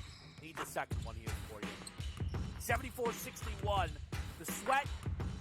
It's all live bets. There's nothing from. Oh, we missed it! Get my three! Hit it! Come on! Hit it! Stop! Hit it! Yes! Oh, we got God. it! Foul him! Foul him!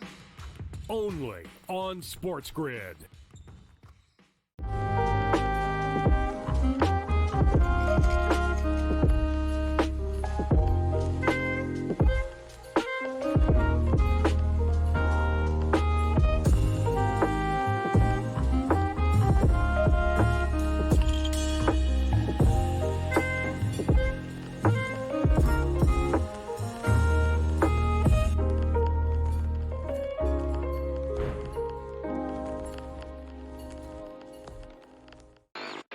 Is it pretty much cut and dry that NC State is the biggest surprise of the weekend? I don't think anybody's bracket had the Wolfpack going this far. I think they're going to find a way to keep this one close.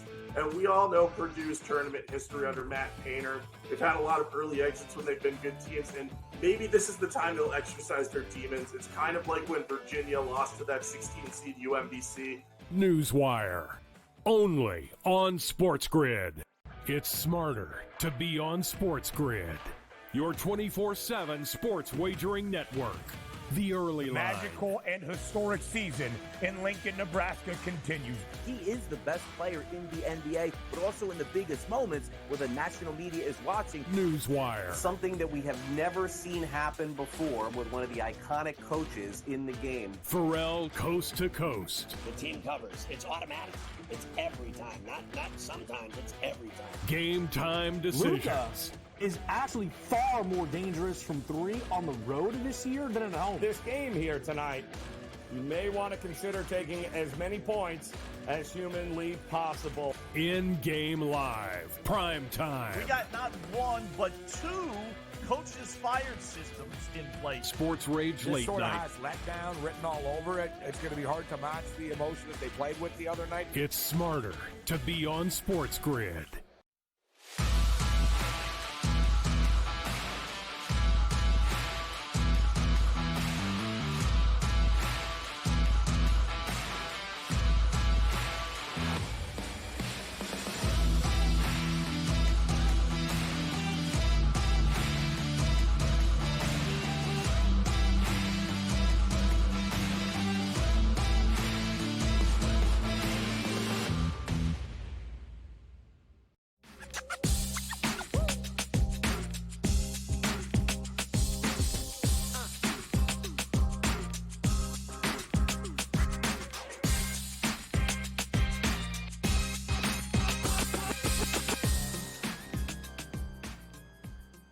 We are back on Game Time Decisions. Adam Kaufman, Mark Zinno talking about the NBA. We'll maybe mix in a little Major League Baseball before Mark's out of here as well. But I mentioned it. Obviously, a huge slate tonight across MLB, Mark, or across the NBA. So, as we continue to get this news of this guy's ruled out, that guy's ruled out. I already talked about like Giannis and Luka and Brown and White for the Celtics, Zion. The list goes on. I mean, this is just it's how things go these last couple of weeks. In fact, I don't know how closely you were keeping an eye on this. Me being in the Boston area, I watch these things, maybe a little more closely than the rest of the league. But so I was on the Celtics minus 9.5, I think it was. I bet it at, and this was before any injury news. Guys questionable, but nothing like doubtful or inevitable or anything like that. Jaylen Brown, Derek White, 2 starters, both get ruled out.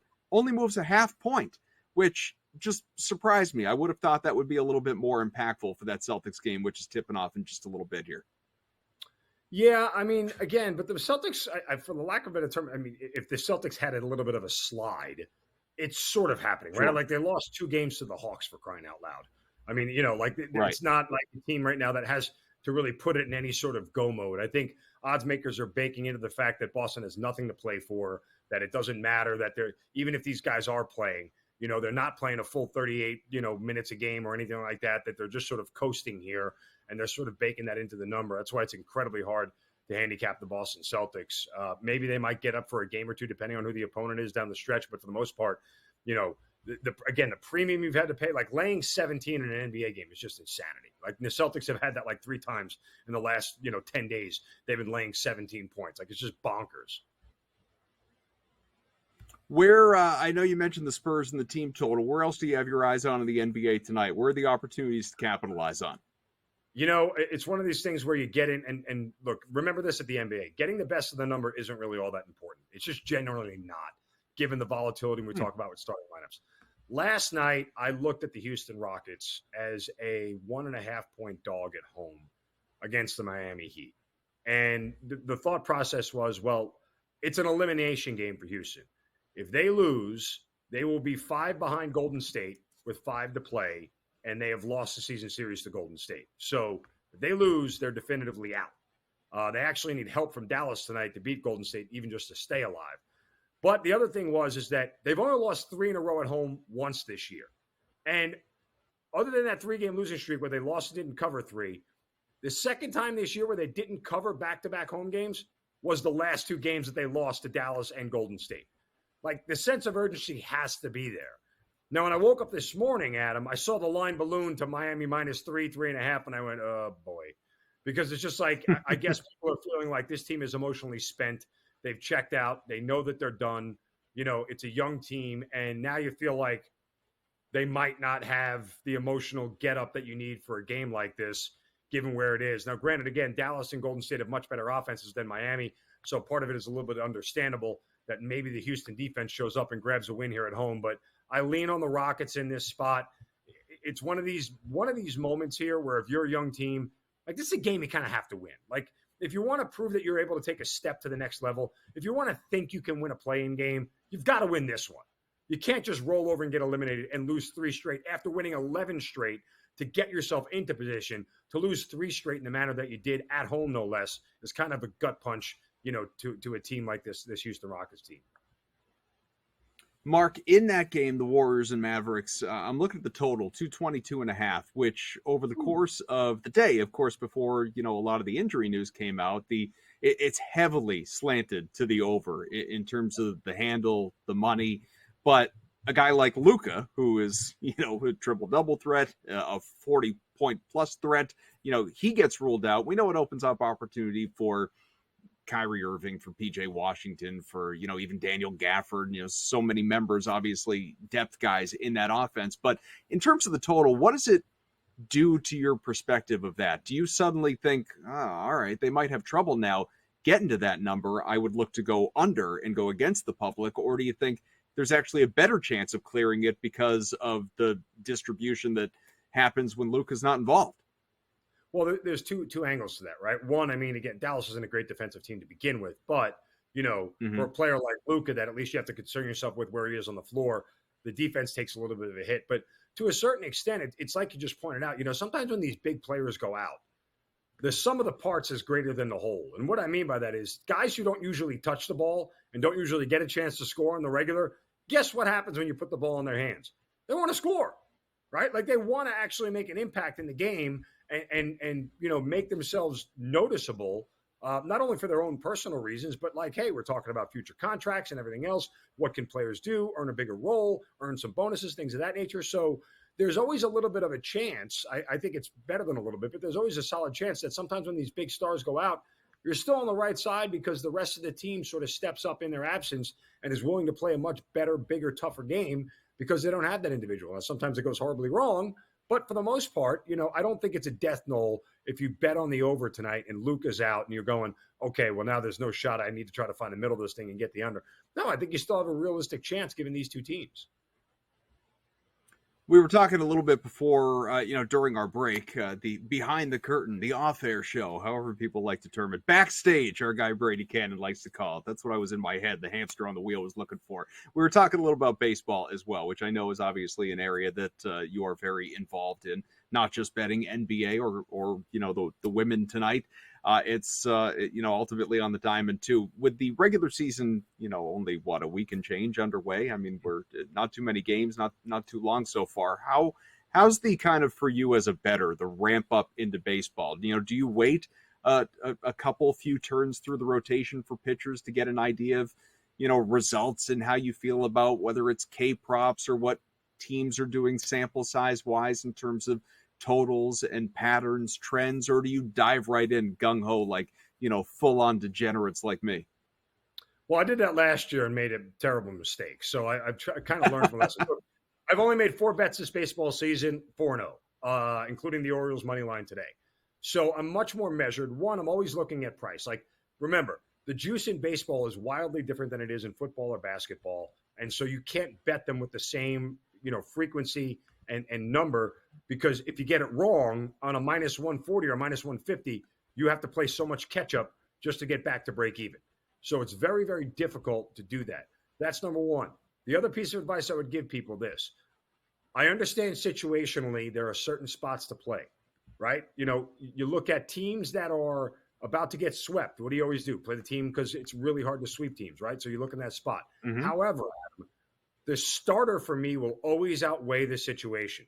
The Marlins the other day were in a great situation after they had lost, I think it was 3 straight to Pittsburgh when they started their series. But a guy named A.J. Puck, or Puke, was on the mound, and that's exactly what he did when he started, was puke. And I explained to friends of mine who played the Marlins, like, guys, I get the situation. I don't think it's a bad look. But you're starting A.J. Puck, a.k.a. Puke, and that's what you get because there's so much more variance with a starter like that. Jesus Luzardo's on the mound, I'll play the Marlins. In fact, I played the Marlins when Luzardo started. I played the first 5 under, and it cashed. So the starter for me will always outweigh the situation because obviously that dictates everything. I lean more first 5s than I do full game, although I did play the Orioles full game today, more so because I thought you were getting a very subdued price given Pittsburgh's hot start, and I didn't want to take the Orioles' bats out of the way because I think they're a much more dominant lineup. And as it turns out, they only had 2 runs through 5. They ended up scoring 3 more in the 6th and 7th inning to get a little breathing room. So the handicap was spot on from that standpoint. But, yeah, I'm a lot more measured this season. I'm dipping a toe in very, very slowly. If I don't feel it and don't love it, I'm willing to walk away. I'm not going to get myself behind the 8 ball so early in the season and then try to chase and play catch up for the better part of 3 or 4 months. It's miserable. Yeah, that was me last season.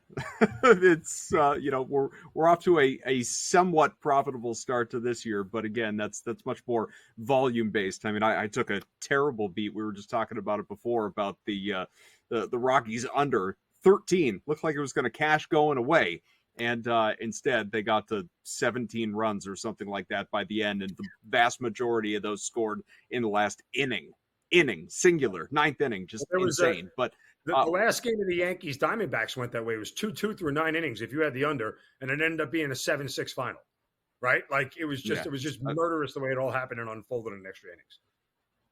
Which speaks to why maybe and I haven't really considered this. I mean, I will play the occasional first 5, but more often than not, I am playing full game and then pulling my hair out when the bullpens come in for whichever the game is. Do you find generally that it's much more successful to just go with what you know, which is the starting rotations? I mean, I think, look, if our job in this business as handicappers is to eliminate variance, the easiest way for me to eliminate variance is take the bullpen out of it. Or, look at the top bullpens and rely on them given a certain situation or an opponent that is out there. So, yeah, I mean, I lean first fives. I feel like there's a lot more certainty. And, to a certain extent, it's kind of like why I've always loved the Yerfy Nerfy, Adam. I call it a bull to the back of the head bet. Yeah. It's over quick and easy. I ain't got to sweat for 3 hours. Like, let me just get through 5 innings and be done with this. And I ain't got to worry about it. I can turn it off and just look for the final score. So I lean towards first fives. But again, I think in certain situations, you don't want to take the bats out of the hand of a good lineup that can score a lot of runs if they get shut down early. And especially if they're going against a bad bullpen that you can leverage against going late. So I think the situation is dependent. Listen, I was on the Nerfy no-run first inning in the Padres-Giants earlier today. You want to talk about getting it over with quickly. There was a run in the top of the first. So, done, over. The only proper way to lose a Nerfy is on a solo home run. It's the only proper way to lose it. You can't get mad at the solo home run. No, I'm with you. Mark Zinno, again, get him on Twitter, at Mark Zinno, that is Zinno. Mark, thanks, man. We'll talk again soon.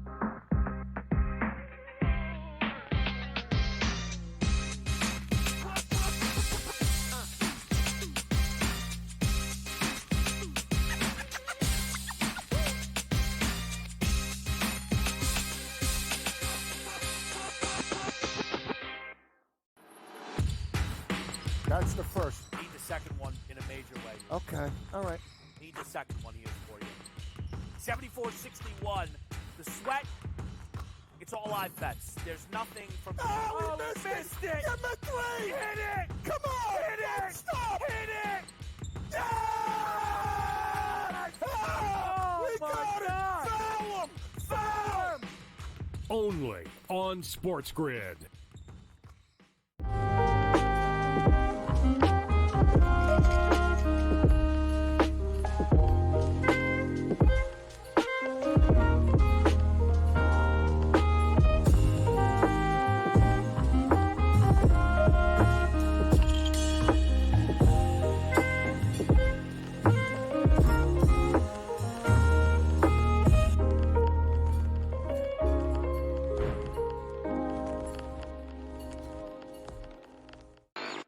Is it pretty much cut and dry that NC State is the biggest surprise of the weekend? I don't think anybody's bracket had the Wolfpack going this far. I think they're going to find a way to keep this one close.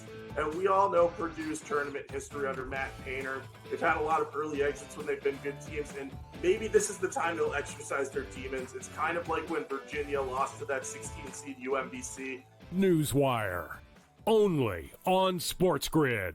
It's smarter to be on SportsGrid. Your 24/7 sports wagering network. The early line. Magical and historic season in Lincoln, Nebraska continues. He is the best player in the NBA, but also in the biggest moments where the national media is watching. Newswire. Something that we have never seen happen before with one of the iconic coaches in the game. Pharrell coast to coast. The team covers. It's automatic. It's every time. Not sometimes. It's every time. Game time decisions. Luka is actually far more dangerous from three on the road this year than at home. This game here tonight, you may want to consider taking as many points as humanly possible. In-game live. Prime time. We got not one, but two coaches fired systems in place. Sports Rage This late sort night. of has letdown written all over it. It's going to be hard to match the emotion that they played with the other night. It's smarter to be on SportsGrid.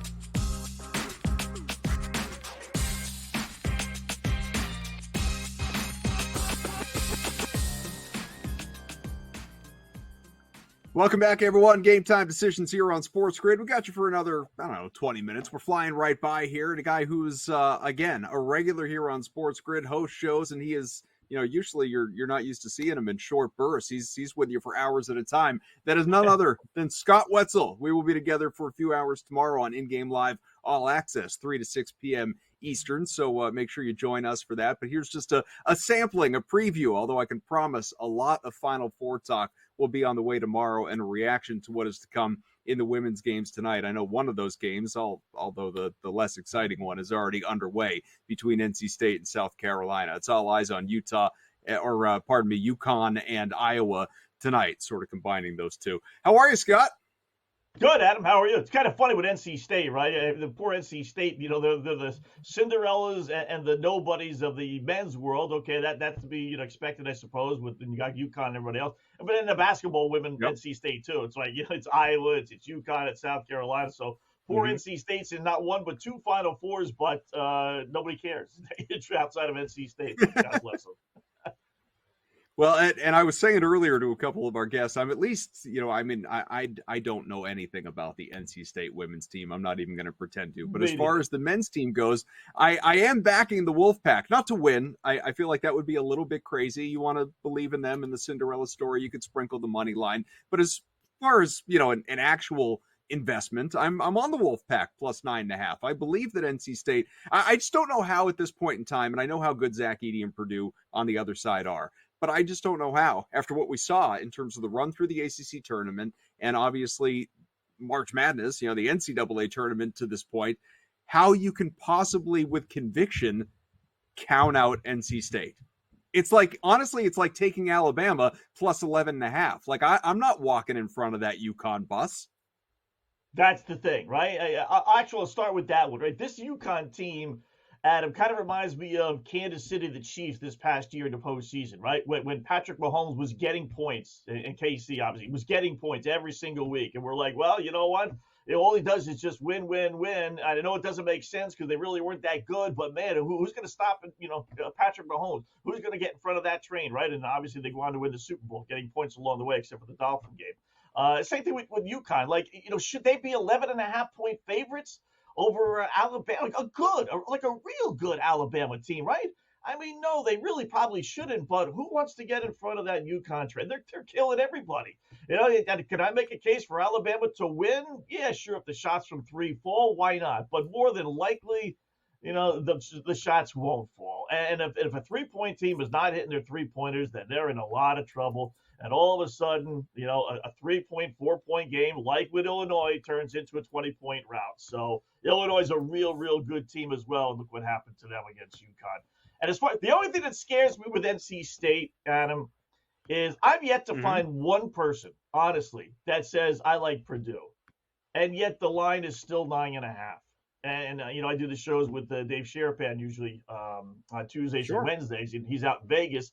And he's saying, Scott, everybody loves NC State, NC State, NC State. I'm like, well, then how come the line's not dropping that day? It's still, in fact, you can make a case it went even higher. If you bought it early, it might have been like 8.5, 9 earlier this week. And that's 9.5, and yet nobody likes this team? You know what that means? That means Burns is going to get into foul trouble. He's going to be on the bench. And Zach Edey's going to have his will, and when everything is said and done, the Cinderella's going to burst, and Purdue's going to win by 12 or 15. You watch and see. So I like NC State too, but I'm going to be betting Purdue.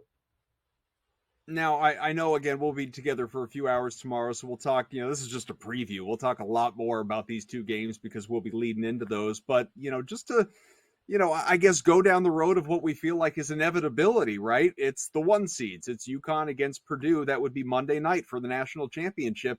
How would you handicap that game? And the hypothetical lines are already out, and it's right now right around 5.5-point favorite for UConn. But how do you look at that game? You know what? Again, I just think UConn's going to win. Had them from the beginning of the tournament plus 4 and change. Nothing I've seen has made me think otherwise. So they've had an easy run, right? Local team basically here in New York. It's all UConn fans. Local team up in Boston where they played the Sweet 16 and Elite 8. So this is their first real true road game, if you will, in this tournament. But they're so good. Purdue would be the one where I think Edey inside would pose some trouble versus Alabama. I have more faith in Edey maybe coming up big than Alabama hitting their threes, but I got to see it to believe it. I just think they're that much better. And the way they're playing right now, they're killing out. We'll go over the numbers tomorrow, but the against the spread numbers, neutral site, it's just phenomenal for UConn. It's just like if you go by the numbers, you'd be crazy to bet anything but UConn.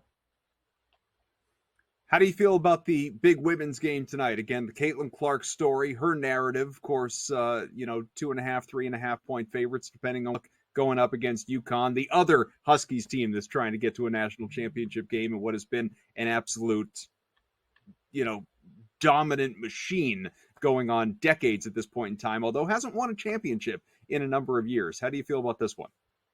Yeah, I tell you, can both lose? I don't. I've had it up to here. How could you root against Iowa? I did. Believe me, I can very easily. I've been on record of saying this, Adam. The moment Caitlin Clark didn't step in and say, I don't have the record for most points, okay? I may have the record under NCAA, but believe it or not, there was basketball played before 1983. And the woman in San Francisco played at Kansas, she actually has the record. The moment she didn't do that, you know what? Any support from me, out the window. She was going to break the record eventually, but it just would have took a little character for her to say, stop. I don't hold the record for most points, and she didn't do that. But other than that, I like her, and I don't blame it necessarily on her, all the hype and everything that she's been getting, but I just can't take it. But then how could you root for Gino? They've had their 15 minutes of fame, right? Do we really want to see that again? Go South Carolina. I like to see NC State. I don't want to see NC State win on the men's side, but I would like to see NC State win on the women's side, even though it's probably not going to happen. But I like the Do you have a bet for second game? I do. Yeah. Oh, by the way, it's a betting show, right? I do like the over a lot in the game. I don't, they're not going to play defense. It's going to go up and down the court. Both got sharpshooters, with Paige and with Caitlin. FanDuel here in New York doesn't offer up props, but I'd be curious to know what their point props are. Right. I'm guessing it's in the upper 20s for both of them. I just think this is going to be an old-fashioned shootout. I'd be real surprised if it didn't go to 163, which is not really a lot for a women's game, believe it or not. Let's mix in a little hockey. We had George Kurtz on with us earlier, and we were talking about that Oilers and Avalanche game. And I said to him, I don't know who's going to win, even though I would lean Edmonton. But if there's one thing that I would want to bet in that game, it's the over on the total. Sitting at 6.5, I would even consider alternates. Go figure there could be an 8, 9, 10 goal game with these two offenses. How do you handicap this one? Yeah, I'd say it's weird. You got two of the best teams right out of in the NHL, yet really neither one are playing particularly well at the worst time. Colorado's only 2-3 their last 5. Edmonton's only 3-4 their last 7, including 2 in a row. I like the Oilers at home. They actually played it not that long ago, about a week and a half or so ago, and it was a low-scoring game. And I remember the same thing, thinking, okay, this is going to be a great game, and this is going to be a high-scoring game, and it really wasn't. But I do think we get some goals tonight. One of my philosophies is always play defense on Friday, Saturday nights. They just don't, all right? They're all looking to go out, and we're all looking to score. We're not getting back on defense, guys. Sorry, Coach. It's not going to happen on a Friday or Saturday night. So I like the over, but I do like Edmonton. I just think having lost 2 in a row, I think them really, if it was in Colorado, I'd say Colorado, but it's at Edmonton. Line jumped up quite a bit. I will say that this was minus 124, 125 or so this morning. And the last time I checked, it's up to close to 140. So I'm not alone in my sentiments about Edmonton. But give me the Oilers minus the 138 at home. Golden Knights are heavy favorites. Obviously, there's no value in betting their money line, but I know you like this team, and an approach that it's certainly not new, it's not unique, but I don't feel like it's talked about enough when it comes to these heavy favorites is honing in on the 60-minute money line, the regulation win, and not allowing, obviously, for OT. And it could burn you, clearly. I mean, it's a possibility, but I know you like Vegas in this spot at a much more favorable number. What's your outlook, and when do you decide ultimately it's a good time to hone in on those spots? Yeah, I do. You bet them to win in regulation, and it drops the line a good 50 to 75. And it used to drop it even more, almost like 100 points, depending on how big a favorite they are. But it does come way back. Like Vegas is a minus 2-1 favorite on the road. Who really wants to do that? So you bet them in regulation. You get them at minus 130. Golden Knights have won 6 of 7, and they haven't clinched the playoff spot yet. I mean, it's all but said and done, but with 7 games left, they still have to, clinch that playoff spot. Well, meanwhile, Arizona's playing for nothing. So, a lot of it, Adam, is just your acceptance of if the game goes to overtime and Vegas wins, you're going to be kicking yourself. And to me, no, I'm really not. I've said that many times. I'm okay with it because I don't think Vegas is going to need overtime. If it goes to overtime, you know what? I lost my bet. Even if they win in overtime, I lost my bet. I think they're going to dominate this game, so I might as well lower the odds to minus 130. And I'll accept it if they have to need overtime to lose to win the game. How about in the NBA, especially as, we're trying to navigate the waters of all of the key guys ruled out, value guys with an opportunity, looking over on props, obviously, for them. I don't know how much you're diving into the prop market versus looking at sides and totals, but where are you looking in the association tonight? Yeah, I can't believe I'm going to actually do this, Adam, but I'm going to lay 14.5 with Milwaukee, and that line's dropped. It was 17 overnight. Then it was 15 when I woke up this morning, and last I checked it was 14.5, but it's more an anti-Raptors play than it is a pro-Bucks play. Toronto is 3-15 against the spread their last 18 games. Their last game, they lost by 40 points. I mean, they're 3-13 as an underdog. I mean, they are just atrocious. If you want to just throw more salt into the wounds, 10-25 against the spread over the last couple of seasons on Friday night. So clearly they don't want to play on Friday night. So Bucks are awful against the spread. I get it. And I could see them losing this dopey game outright. That's how bad Milwaukee's played at times. But give me Milwaukee minus the 14.5 at home against a Toronto team that's just waved the white flag. You have that same conviction even with Giannis not playing? Doesn't matter. I have long given up looking at the star players, whether they're playing or not, and correlating that with whether the team's going to win or not. I can give you 1,000 examples of teams that sit their best player, and yet they win anyway. Now, this is covering the spread a little bit, and I'm sure it's going to drop even more. But, the other guys they tend to rally around the cause. It unifies them for whatever reason. There's a conspiracy. I do believe in a league-wide conspiracy, Adam. I know it sounds stupid, but I think all these teams are in cahoots with each other. The players, you get the rest your guy, and you get the win. We get the rest our guy, and we get the win. Why? Because it keeps the fans happy. Can't complain if you're winning the game. Even though Giannis is sitting, how am I going to complain if I'm a Bucks fan if we win the game? I know it sounds goofy, but I do believe in that. I really do. Yeah. No, I could see it. I could see it. It's a little, did we really walk on the moon angle as well. Not quite like that. The world is not flat. I understand that. Yeah. I'll give you three quick unders. 3 under. Yeah, go ahead. Under Minnesota Phoenix. Suns are 15-7 under last 22. Under 219 San Antonio New Orleans. 14-6 under for the Pels, and under 212.5 Detroit Memphis. The Wetzel Big Board. Again, get him on Twitter at Opposite Pick. Scott Wetzel will be together for in-game live all access tomorrow, 3 p.m. Don't miss that. Scott, talk to you then.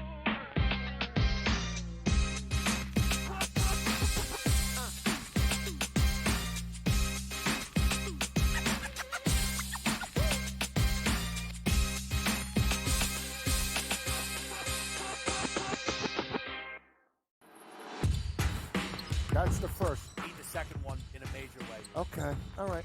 Need the second one here for you. 74-61. The Sweat. It's all live bets. There's nothing from. Oh, we missed it. Give me 3. Hit it. Come on. Hit it. Stop. Hit it. Yeah! Oh, we got God. it. Foul him. Foul him. Only on SportsGrid.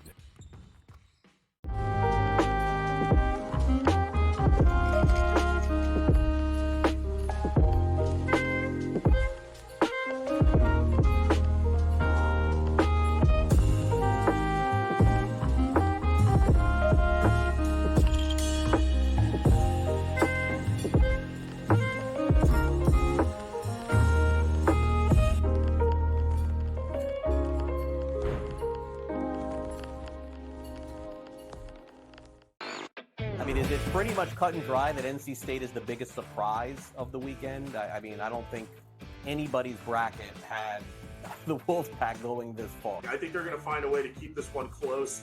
And we all know Purdue's tournament history under Matt Painter. They've had a lot of early exits when they've been good teams, and maybe this is the time they'll exercise their demons. It's kind of like when Virginia lost to that 16-seed UMBC. Newswire, only on SportsGrid. It's smarter to be on SportsGrid, your 24/7 sports wagering network. The early line. Magical and historic season in Lincoln, Nebraska continues. He is the best player in the NBA, but also in the biggest moments where the national media is watching. Newswire. Something that we have never seen happen before with one of the iconic coaches in the game. Pharrell, coast to coast. The team covers. It's automatic. It's every time. Not sometimes. It's every time. Game time decisions. Luka is actually far more dangerous from three on the road this year than at home. This game here tonight, you may want to consider taking as many points as humanly possible. In-game live, prime time. We got not one, but two coaches fired systems in place. Sports Rage This late sort night. of has letdown written all over it. It's going to be hard to match the emotion that they played with the other night. It's smarter to be on SportsGrid.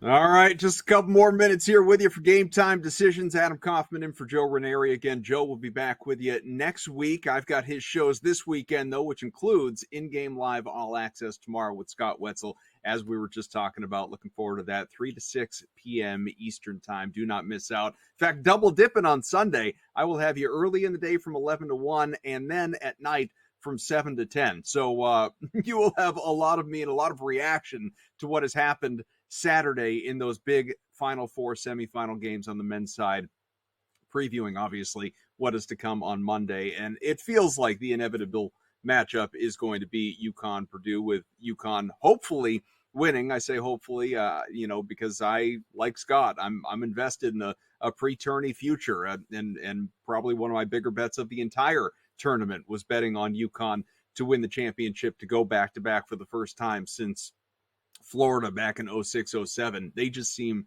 like an absolute rocket ship that, I don't know who's getting in front of this train and is actually going to be able to slow them down. But it is going to be interesting. We'll dive into more of this tomorrow with Scott. The contrasting styles between UConn and Alabama, and the fact that obviously the Huskies are, as talented as they are, both sides, offensively, defensively, their tempo, they go at a slow pace. I mean, they're 300 some odd in the nation in terms of adjusted tempo, whereas Alabama is near the top. They want to keep running, run and gun. Alabama is not going to be looked to slow down by UConn, but UConn is certainly going to try. So one of the things that we will have our eye on as well. As far as tonight goes, sticking with the theme, this is, I'm on UConn men. I am anti-UConn as far as the women tonight. Unlike Scott, I am very much into the Caitlin Clark story, and I would encourage you. That game tips off in about an hour. Check it out. I think it's going to be a fun watch, compelling game. I think she is going to go off. Let us enjoy what we have left of Caitlin Clark at the college ranks before she enters the WNBA, and the spotlight, ironically enough, isn't necessarily quite as bright. Want to thank everybody behind the scenes, of course, back at the SportsGrid studios for all of their help, all of our great guests throughout these 2 hours. Again, I'm Adam Kaufman. Talk to you again tomorrow, 3 p.m. In-Game Live All Access. In-Game Live Primetime is next.